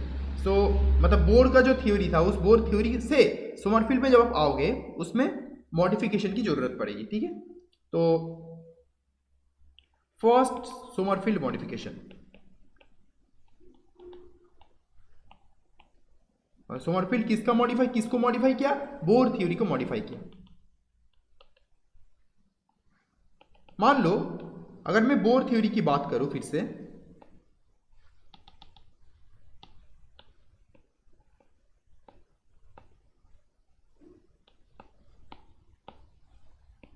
ये मेरा हो गया सिस्टम, ये मेरा मान लो न्यूक्लियस है, ये n=1 है, 2 है, 3 है। अभी मान लो n=3 से इलेक्ट्रॉन n=2 में जाम कर रहा है, तो अकॉर्डिंग टू बोर थ्योरी मुझे एक लाइन मिलना चाहिए, ओनली वन लाइन मिलना चाहिए। लेकिन according from the fine spectrum हमें पता है एक नहीं मल्टीपल लाइंस मिलेंगे। कितने लाइंस मिलेंगे? Multiple lines. अब मैं ये भी बताऊंगा कितने एग्जैक्टली कितने लाइंस मिलेंगे, वो आपको किस तरीके से पता करना है, ठीक है। अब सोमरफील्ड ने बोला नहीं, ऐसा नहीं होगा। n=3 से जब n=2 में जंप होगा तब हमें मल्टीपल लाइंस मिलेंगे। किसने बोले? सोमरफील्ड ने, मल्टीपल लाइंस। और ये कंसेप्ट करेक्ट है, ये कंसेप्ट रॉन्ग है। आपको ये समझ में आ गया अभी तक? अब क्वेश्चन रेज होता है क्यों मिलेंगे मल्टीपल लाइंस। देखो अगर n=3 है तो आपको कितने ऑर्बिटल्स मिल रहा है? मैं बोल सकता हूँ ऑर्बिटल्स मतलब 3s 3p 3d ये मिलेगा ना। ऑर्बिटल्स का मतलब क्या था? कितने एनर्जी लेवल मिलेगा? एक है 3s एनर्जी लेवल, दूसरा 3p एनर्जी लेवल, तीसरा 3d एनर्जी लेवल। तो मैं इसको ले रहा हूँ n=3 के लिए, मैं बस nr और k को ले रहा हूँ, n और k का वैल्यू ले रहा हूँ, क्योंकि if I know the value of n and k, nr will be automatically calculated by this formula. By this formula कहा गया, इस फॉर्मूला से आप इजीली कैलकुलेट कर सकते हो nr की वैल्यू। अगर मुझे n का वैल्यू और k का वैल्यू पता है तो मैं इसको फॉर द टाइमिंग यूज नहीं कर रहा हूँ, फॉर द टाइम बिंग। तो n और k का वैल्यू मैं ले रहा हूँ यहाँ से। तो जब n=3 होंगे, n का वैल्यू 3, k का वैल्यू 2, 3 1 और 3 0, 3 ओके 3 3 3 2 3 1, तीनों पॉसिबिलिटी होंगे। तो मैं क्या कर रहा हूँ यहाँ पे n वैल्यू, यहाँ पे k वैल्यू लिख रहा हूँ। किसके लिए? n=3 के लिए। ग्रेट, चलो लिख देता हूँ। तो एक वैल्यू क्या हो सकता है? 3 3 3 2 3 1, तीनों वैल्यू मिल चुका है मुझे। n=3 के लिए एक वैल्यू, दो वैल्यू, तीन वैल्यू। ग्रेट। सिमिलरली अगर मैं n=2 के लिए वैल्यू लिखूं, जैसे कि यहाँ पे n=3 से n=2 में जाम हो रहा है इलेक्ट्रॉन का, मल्टीपल लाइंस दिखाना है ना मुझे, तो क्या वैल्यू लिख सकता हूं मैं? n value 2, k value 2, n value 2, k value 1, दो वैल्यू लिख सकता हूं मैं। अब ये n=3 k=3 मतलब एक ऑर्बिटल होगा, मतलब मुझे इससे एक एनर्जी लेवल मिलेंगे, इससे एक एनर्जी लेवल, इससे एक एनर्जी लेवल। तो तीनों एनर्जी लेवल मिल रहा है कहां पे? n=3 से। n=3 मतलब यहाँ यही ऑर्बिटल है, यही ऑर्बिट है। अकॉर्डिंग टू बोर थ्योरी इसी ऑर्बिट से मुझे देखो तीन अलग अलग एनर्जी लेवल मिल रहा है। यहाँ पे कितना दिख रहा था? कितने दिख रहे थे? एक ही दिख रहे थे ना। और इसमें क्या मिल रहे थे? 1 2। आप देखो मजा आ गया ना। यहाँ से 3 मिल रहा है, यहाँ से 2 मिल रहा है, तो इसको मैं थोड़ा और खींच देता हूँ। अब मुझे मल्टीपल लाइंस किस तरीके से मिलेंगे? अगर मैं इसको कंसिडर करूँ, इस कंसेप्ट को कंसिडर करूँ, इस कंसेप्ट को, तो मुझे n=3 के लिए एक लाइन मिलेंगे, n=2 के लिए एक लाइन मिलेंगे। तो एक ट्रांजिशन मतलब एक लाइन, वन ट्रांजिशन। बट अगर मैं सोमरफील्ड मॉडल से कंसिडर करूं, देखो कितने के ट्रांजिशन हो सकता है। चलो मैं ट्रांजिशन दिखाता हूं। एक ट्रांजिशन, दो ट्रांजिशन, तीन ट्रांजिशन, इस तरीके से हो सकता। नहीं तो ये भी हो सकता ना, एक ट्रांजिशन, दो ट्रांजिशन, तीन ट्रांजिशन, टोटल 6 ट्रांजिशन हो सकता है। Total 6 transition. और हर एक ट्रांजिशन के लिए हमें एक एक लाइन मिलेंगे। यहां से मुझे एक लाइन मिल रहा था, यहां पे देखो 6 लाइन मिलेंगे। हो गया ना, एक लाइन से 6 लाइन, फाइन स्पेक्ट्रम का एक्सप्लेनेशन। तो ये हो आपका फाइन स्पेक्ट्रम का एक्सप्लेनेशन। आप बताओ समझ में आ गया? और फाइन स्पेक्ट्रम किसका है ये? n इक्वल्स टू 3 से जब n इक्वल्स टू 2 पे जंप होगा मतलब अल्फा बामार लाइन होंगे। क्या होंगे? Alpha Balmer line. मतलब अल्फा बामार लाइन के लिए मुझे 6 लाइन मिलना चाहिए अकॉर्डिंग टू सोमरफेल्ड मॉडल। बोलो क्लियर हुआ कि नहीं? और क्यों हो रहा है? इसलिए हो रहा है। बताओ, समझ में आ गया? समझ में आ गया?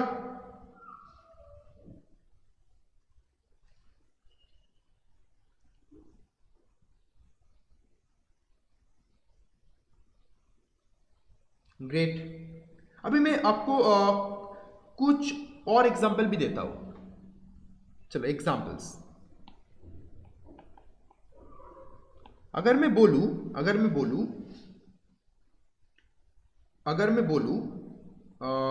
मान लो आपके पास ट्रांजिशन हो रहा है। कहां पे ट्रांजिशन हो रहा है?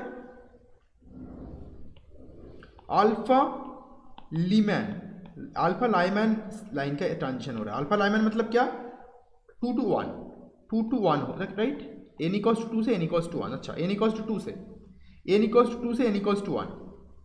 ओके, तो n इक्वल्स टू 2 मतलब क्या? n value k value, n equals to 2 k equals to 2 1, मतलब दो लाइन मिल रहा है यहाँ पे। n इक्वल्स टू 1 पे कितना मिलेंगे? एक ही मिलेंगे, 1 वैल्यू।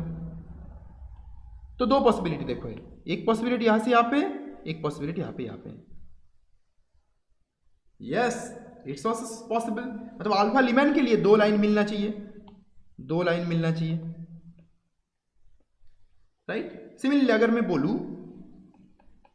मैं बोलूं like alpha passion series, next page में, नेक्स्ट स्लाइड में करता हूं, ठीक है? Alpha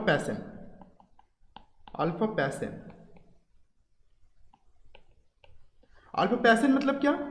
LBP, Lyman Balmer Paschen 3। Alpha मतलब 4 to 3, n equals to 4 to n equals to 3। तो n इक्वल्स टू 4 का कर लेते पहले। अच्छा, आप मुझे बताओगे? आप मुझे करके बताओगे? चलो आपको 1 मिनट में दे रहा हूं टाइम, करके बताओ मुझे इसके लिए मुझे कितने ट्रांजिशन मिलेंगे। बताओ, करके बताओ। स्क्रीन पे मत देखो, मैं कुछ बता नहीं रहा हूं, मैं बस कर रहा हूं। स्क्रीन पे मत देखो, बस मुझे कमेंट करके बता दो कितने मिलेंगे अल्फा पैसन सीरीज के लिए। n इक्वल्स टू 4 से n इक्वल्स टू 1 में होना चाहिए, तो कितने मिलेंगे?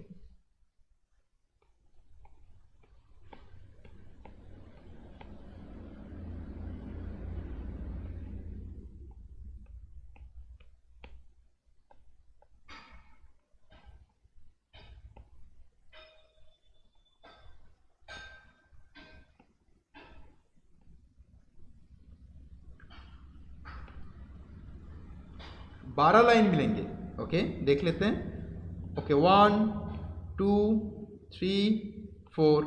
ओके, हो गया। यस, देन यहाँ पे 4, यहाँ पे 4, 12 लाइन मिलेंगे।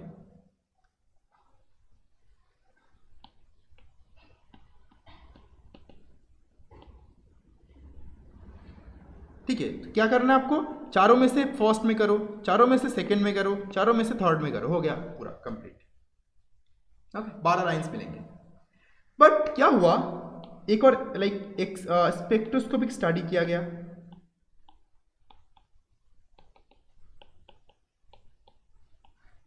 स्पेक्ट्रोस्कोपिक स्टडी करके ये देखा गया, मैंने क्या किसका एग्जांपल दिया?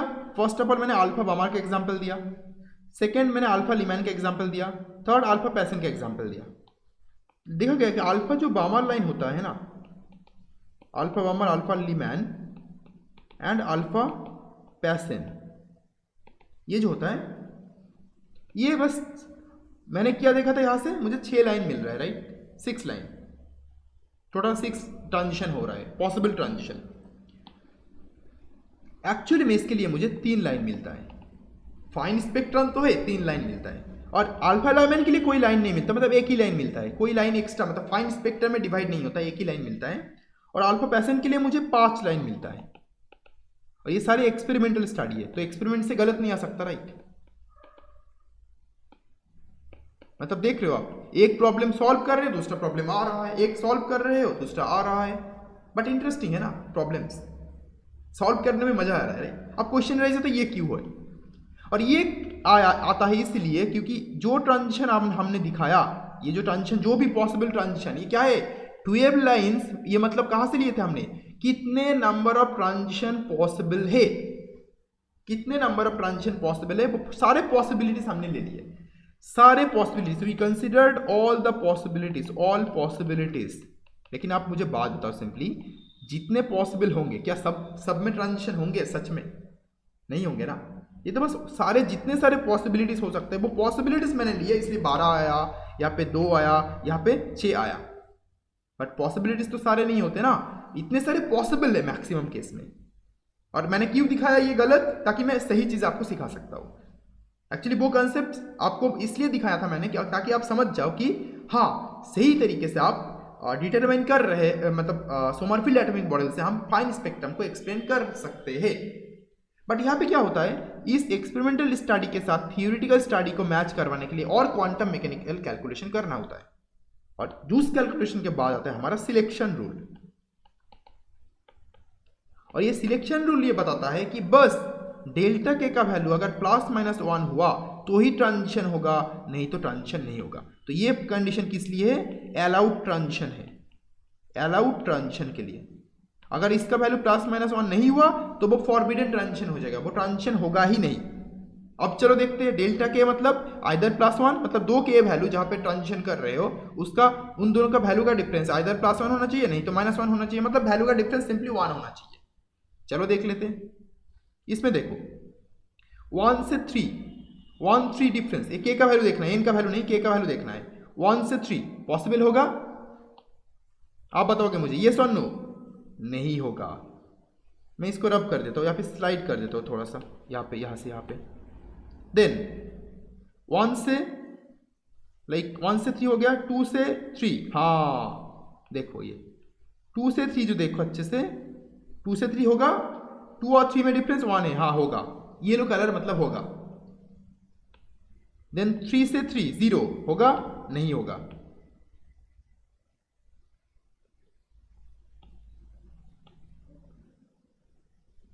नहीं होगा। 4 से 3 होगा, हो सकता है, 1 डिफरेंस है, होगा। हो गया एक, 2 लाइन मिल चुका मुझे। फिर अब इसमें करते चलो, 1 से 2 होगा, हाँ होगा, डिफरेंस 1 है।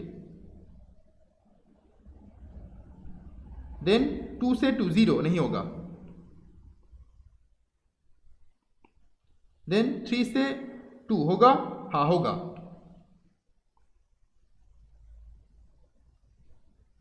ओके, आई एम सॉरी, थोड़ा सा पहले वाला मिस्टेक हो गया। 2 से 2 होगा, नहीं होगा। 3 से 2 होगा, होगा। 4 से 2 होगा, नहीं होगा। ओके, नेक्स्ट आ जाओ इसमें। देन इसमें 1 से 1 होगा, नहीं होगा, नहीं होगा। 2 से 1 होगा, हाँ होगा। देन 3 से 1 होगा, नहीं होगा।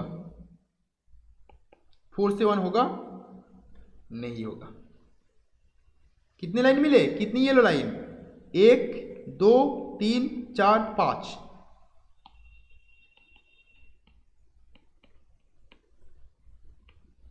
5 अलाउड ट्रांजिशन होंगे, मतलब आपको मिलेंगे 5 लाइंस, और ये करेक्ट है। ये ऑल पॉसिबिलिटीज है, तो सारे पॉसिबिलिटीज थोड़ी मिलते, आपको बस सिलेक्टेड पॉसिबिलिटीज मिलेंगे। कि क्या पॉसिबिलिटी, डेल्टा के का वैल्यू ±1 होना चाहिए। तो बताओ इसमें कितने होंगे, कमेंट में बताओ मुझे, इसमें कितने मिलेंगे। डेल्टा के का वैल्यू देखो, के का वैल्यू चेंज देखना, अगर चेंजेस 1 है, मतलब डिफरेंस 1 है जहां पे ट्रांजिशन हो रहा है, तो आप बोलोगे डेल्टा का वैल्यू ±1। डिफरेंस देखो, बस डिफरेंस देखो, +1 या फिर -1। ये फॉर्मूला आपको याद रखना है बस, सिलेक्शन रूल बोलते हैं इसको। कितने होंगे बताओ फटाफट फटाफट, बहुत इजी है। दो पॉसिबिलिटीज है, दो लाइंस पॉसिबिलिटीज है, टोटल पॉसिबिलिटी ये क्या है, ऑल पॉसिबिलिटीज।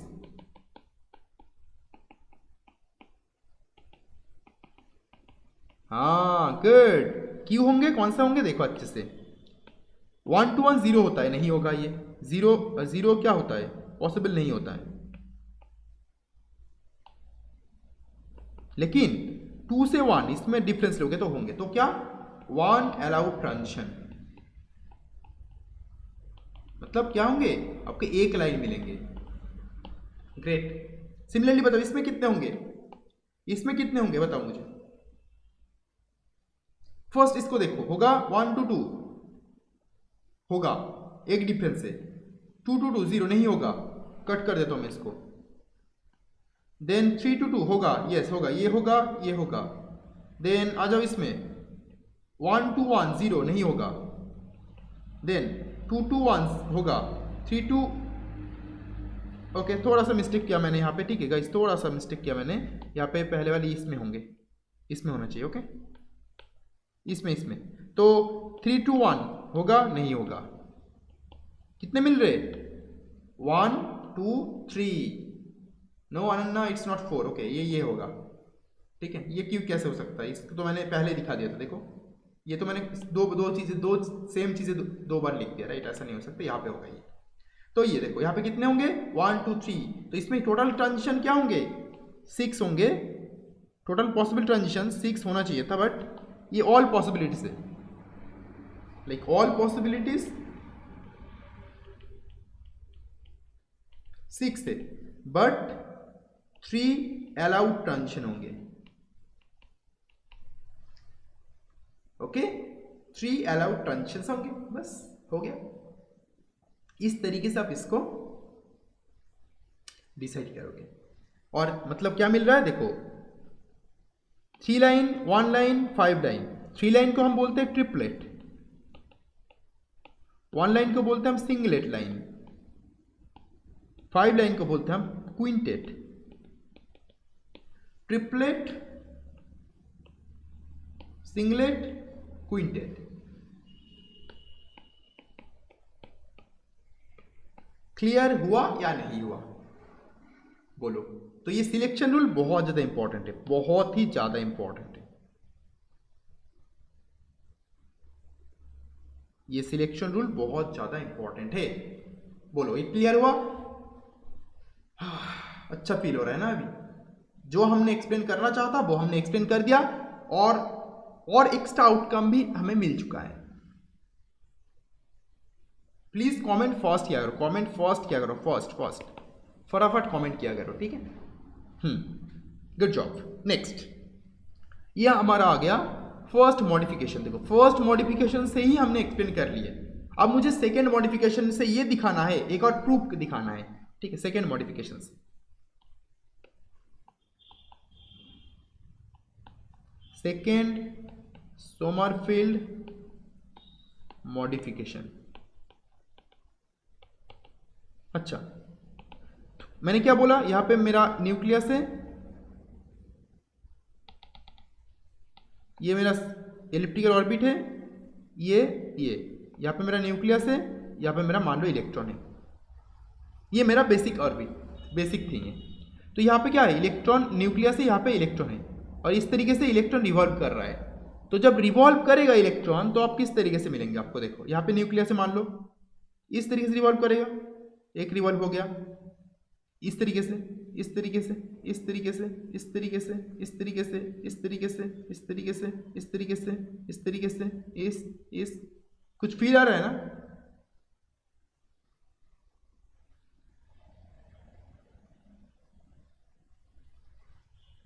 मतलब इलेक्ट्रॉन जब रिवॉल्व करेगा ना, इस सेंटर में कौन है, सेंटर में तो सुकून से बैठा है न्यूक्लियस, आराम से न्यूक्लियस बैठा है।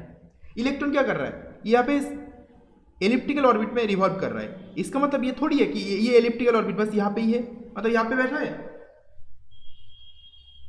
ऐसा नहीं हो सकता ना। ये एलिप्टिकल ऑर्बिट, ये हो सकता, ये हो सकता, ये हो सकता, ये हो सकता, ऑर्बिट एलिप्टिकल होना चाहिए। समझ में आ गया। तो ऑर्बिट का डायरेक्शन इस तरफ भी हो सकता है, इस तरफ भी हो सकता है, और एक हार्ड डायरेक्शन में होता है, और न्यूक्लियस को सराउंड करके इलेक्ट्रॉन इसी तरीके से रिवॉल्व करता है, डिफरेंट डायरेक्शन में रिवॉल्व कर सकते हैं, बस ऑर्बिट एलिप्टिकल होनी चाहिए।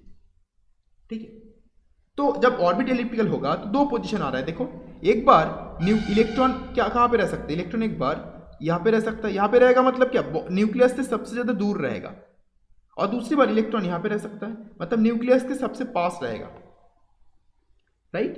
तो जब दूर रहता है इस डिस्टेंस को, मतलब जब दूर पोजीशन होता है उस पोजीशन को हम क्या बोलते हैं, दूर के पोजीशन को हम बोलते हैं एपेलियन, और जो पास होता है उस पोजीशन को हम बोलते हैं पेरिहेलियन,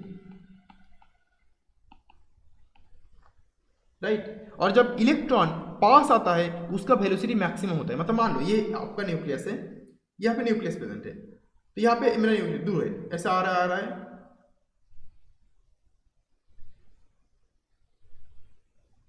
देख रहे हो, जब पास आ रहा है वेलोसिटी इंक्रीज हो रहा है इसका, फिर दूर जा रहा है स्लो वेलोसिटी, दूर वेलोसिटी स्लो है, फील आ रहा है कुछ, मतलब जब इलेक्ट्रॉन यहां से घूम के यहां पे आ रहा है,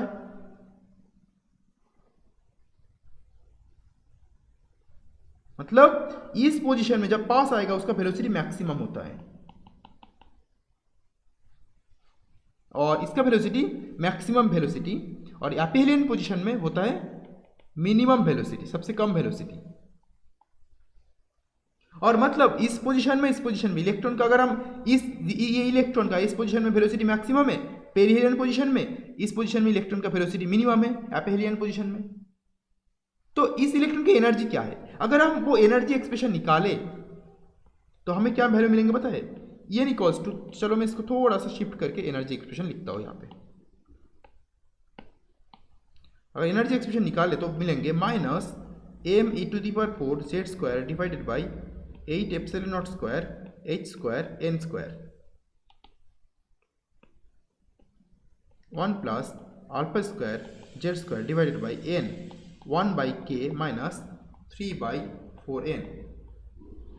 अच्छे से देखो, ये आपको वैल्यूज मिलेंगे एनर्जी, इस इलेक्ट्रॉन का अगर एनर्जी निकालोगे इस सिस्टम में, मतलब इस सिस्टम में, तो आप एनर्जी का एक्सप्रेशन ये मिलेंगे,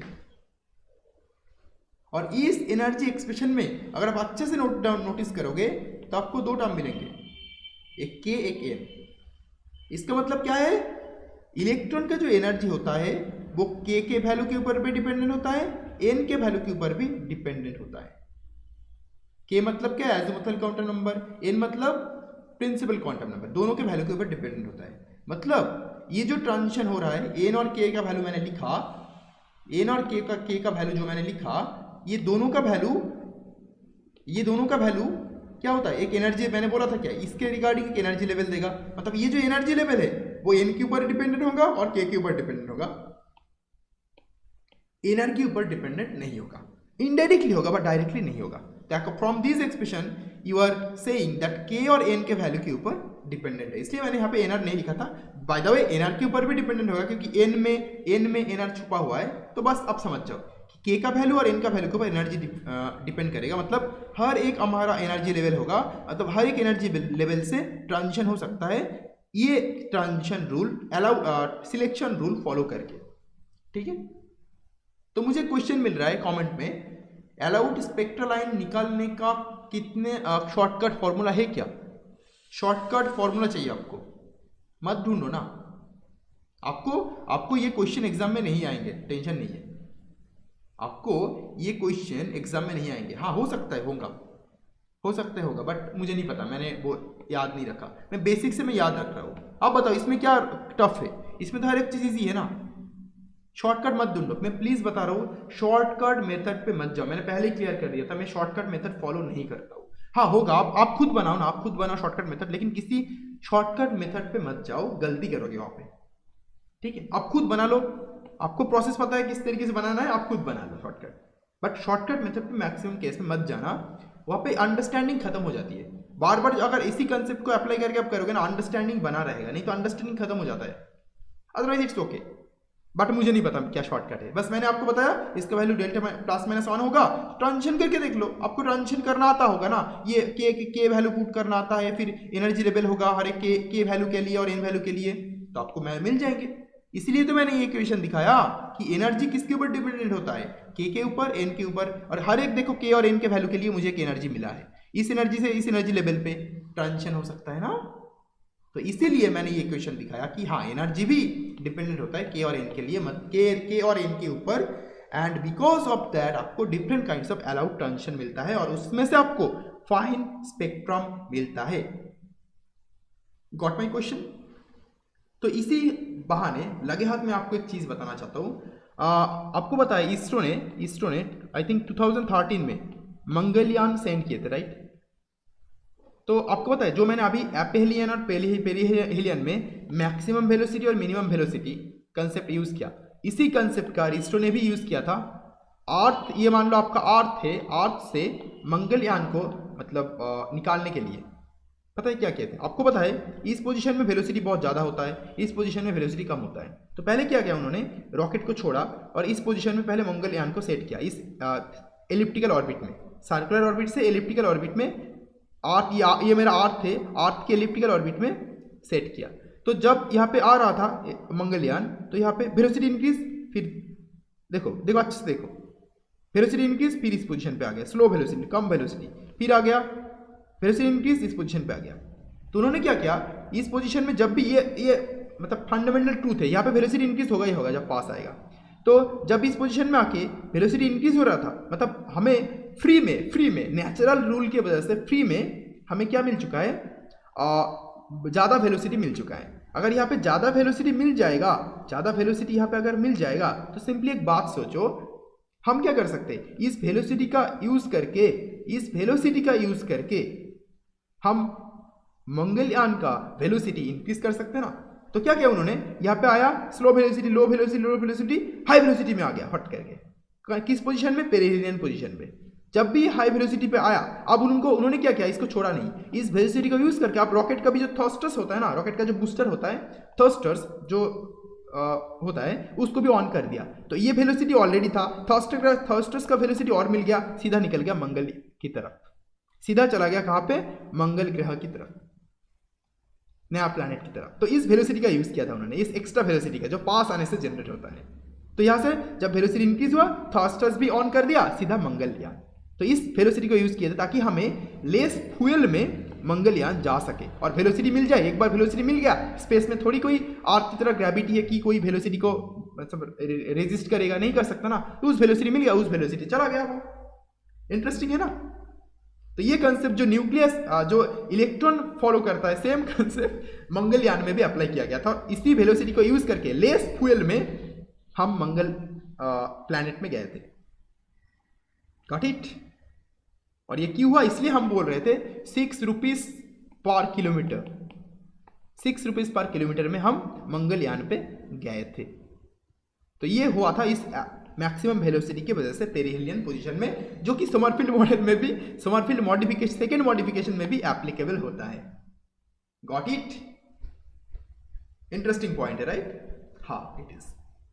तो चलो अभी समरफील्ड मॉडल खत्म हो चुका है, पूरा क्रिस्टल क्लियर हो गया ना। फाइन स्पेक्ट्रम क्या मिलता है, एक बार सी लिख दो कमेंट में। अभी हम डिस्कस करेंगे last thing, that is about merits and demerits of Sommerfeld atomic model. Merits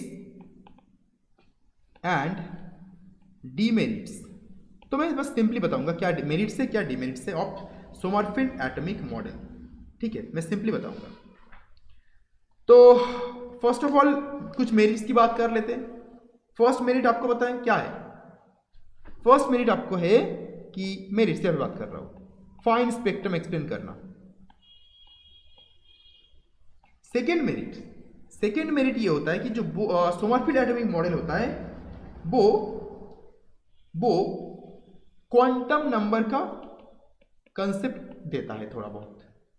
okay, third जो मेरिट है वो है समरफील्ड एटॉमिक मॉडल ना, जो स्क्रीनिंग इफेक्ट होता है, स्क्रीनिंग इफेक्ट, आपको स्क्रीनिंग इफेक्ट पता है थोड़ा बहुत, या फिर शील्डिंग इफेक्ट जिसको हम बोलते हैं, स्क्रीनिंग इफेक्ट जो होता है, जैसे कि एस ऑर्बिटल का मैक्सिमम होता है, then p, then d, then f, इसके बारे में भी थोड़ा बताता है। स्क्रीनिंग इफेक्ट क्या है वो मैं पीरियोडिक टेबल इनऑर्गेनिक केमिस्ट्री में समझाऊंगा, बट फॉर द टाइमिंग आपको थोड़ा बहुत अगर नॉलेज है तो आपको समझ में आ जाएगा स्क्रीनिंग इफेक्ट क्या है, क्यों, किस तरीके से देता है। इस ऑर्बिट के जो साइज होता है ना, सर्कुलर, देन दिस, इस कंसेप्ट के ऊपर बेस करके ये एसपीडीएफ इसका कंसेप्ट भी देता है, मतलब जो स्क्रीनिंग इफेक्ट कंसेप्ट वो भी देता है। ठीक है, ये मेरिट्स हो गया। अब डीमेरिट्स में आ जाते हैं। डीमेरिट्स में ज़्यादा डिस्कस नहीं करूंगा। डीमेरिट्स में क्या करूंगा, इसमें फर्स्ट डीमेरिट्स जो मैं दूंगा, मैंने क्या बोला था, सोमरफेल्ड एटॉमिक मॉडल से हमें के मिलता है एजीमुथल क्वांटम नंबर, लेकिन दिस के is not accurate azimuthal quantum number. जो वेव मैकेनिक्स से एजीमुथल क्वांटम नंबर मिलता है एल, जिसका रिलेशन है एल इक्वल्स टू के माइनस 1, ये मोर एक्यूरेट है जो वेव मैकेनिक्स से आता है। ठीक है, तो ये एक डिसएडवांटेज आप बोल सकते हो सोमरफेल्ड एटॉमिक मॉडल के। ठीक है, फिर सेकेंड डिसएडवांटेज है कि हाइजेनबर्ग अनसर्टेनिटी प्रिंसिपल को फॉलो नहीं करता। क्यों? क्योंकि इसमें हम क्लासिकल मैकेनिकल कंसेप्ट अप्लाई करते हैं, ताकि इसीलिए हाइजेनबर्ग अनसर्टेनिटी प्रिंसिपल जो कि एक प्योरली क्वांटम मैकेनिकल कंसेप्ट है उसको फॉलो नहीं करता। क्या ऐसे नहीं करता? देखो हमने क्या किया यहाँ पे, इलेक्ट्रॉन का पोजीशन और इलेक्ट्रॉन का मोमेंटम दोनों एक साथ हम निकाल सकते हैं अकॉर्डिंग टू दिस थ्योरी, क्योंकि ये क्लासिकल मैकेनिकल कंसेप्ट फॉलो करके रिवॉल्व कर रहा है इलेक्ट्रॉन। अगर क्लासिकल मैकेनिकल रूल फॉलो करके रिवॉल्व कर रहा है तो हमें पोजीशन और मोमेंटम दोनों एक साथ टाइम पे मिलेगा। लेकिन हाइजेनबर्ग अनसर्टेनिटी प्रिंसिपल बोलता है कि कोई भी माइक्रो पार्टिकल, जो माइक्रो वर्ल्ड का पार्टिकल है, वो हाइजेनबर्ग वो उसका पोजीशन और मोमेंटम एक पार्टिकुलर मोमेंट पे हम कैलकुलेट नहीं कर सकते। Got it? तो ये फॉलो नहीं करता। तो ये दो एक डिमेरिट्स है सोमरफेल्ड एटॉमिक मॉडल के, बट बहुत ज़्यादा फेमस है, बहुत ज़्यादा सक्सेसफुल मॉडल है ये। लास्ट में आपको एक बताऊंगा चीज़ें कि जो एस, पी, डी और एफ, ये जो मैंने S P D F orbital का यूज़ किया, आपको पता है ये ऑर्बिटल का नाम एस क्यू आया, पी क्यू आया, डी क्यू आया और एफ क्यू आया, आपको पता है क्या? एक्चुअली ये जो एस पी डी एफ है ना, ये कोई ऑर्बिटल का साइज देख के, शेप देख के नाम नहीं दिया गया। ये देखा गया, हम क्या कर रहे थे एवरी टाइम, देखो हम स्पाइन स्पेक्ट्रम की बात कर रहे हैं। पहले से याद करो, हाइड्रोजन का जो डिस्चार्ज ट्यूब एक्सपेरिमेंट था, वहां से हम बस स्पेक्ट्रोस्कोपी को ही खींच रहे हैं, एक स्पेक्ट्रोस्कोपिक स्टडी करके ही पूरा एटॉमिक मॉडल बना रहे हैं, राइट। ये जो सोमरफेल्ड एटॉमिक मॉडल था, ये भी तो स्पेक्ट्रोस्कोपिक स्टडी में फाइन स्पेक्ट्रम डेवलप ना करने की वजह से बोर थ्योरी के द्वारा हमने सोमरफेल्ड मॉडल को इंक्लूड किया। मतलब हर एक चीज स्पेक्ट्रोस्कोपिक स्टडी है, और वो स्पेक्ट्रा, जो भी स्पेक्ट्रा होगा वो किस तरीके की दिखेगा, उस स्पेक्ट्रल फीचर से हमें एसपीडीएफ नाम आता है। एस आता है अगर आपका स्पेक्ट्रा बहुत शार्प है, शार्प स्पेक्ट्रा, तो आपका नाम आएगा शार्प से s. P for like principal, d for diffuse, f for fundamental. तो ये सारे क्या है? स्पेक्ट्रोस्कोपिक स्टडी है। स्पेक्ट्रोस्कोपिक स्टडी से आपका एसपीडीएफ आता है। So that's all about this Sommerfeld atomic model and its merits, demerits. I hope you understood everything. So in the next video we will be talking about advanced quantum mechanics, and or I can say new quantum mechanics, not the old quantum mechanics. Or before going to the old quantum mechanics, we may need to discuss like wave mechanics, then vector model of atom. That means we will be entering into the new era of quantum mechanics. Got it? So in the next class we will be entering into the, I think, vector model of atom. So that's the thing. So meet you in the next video. Till then, bye bye.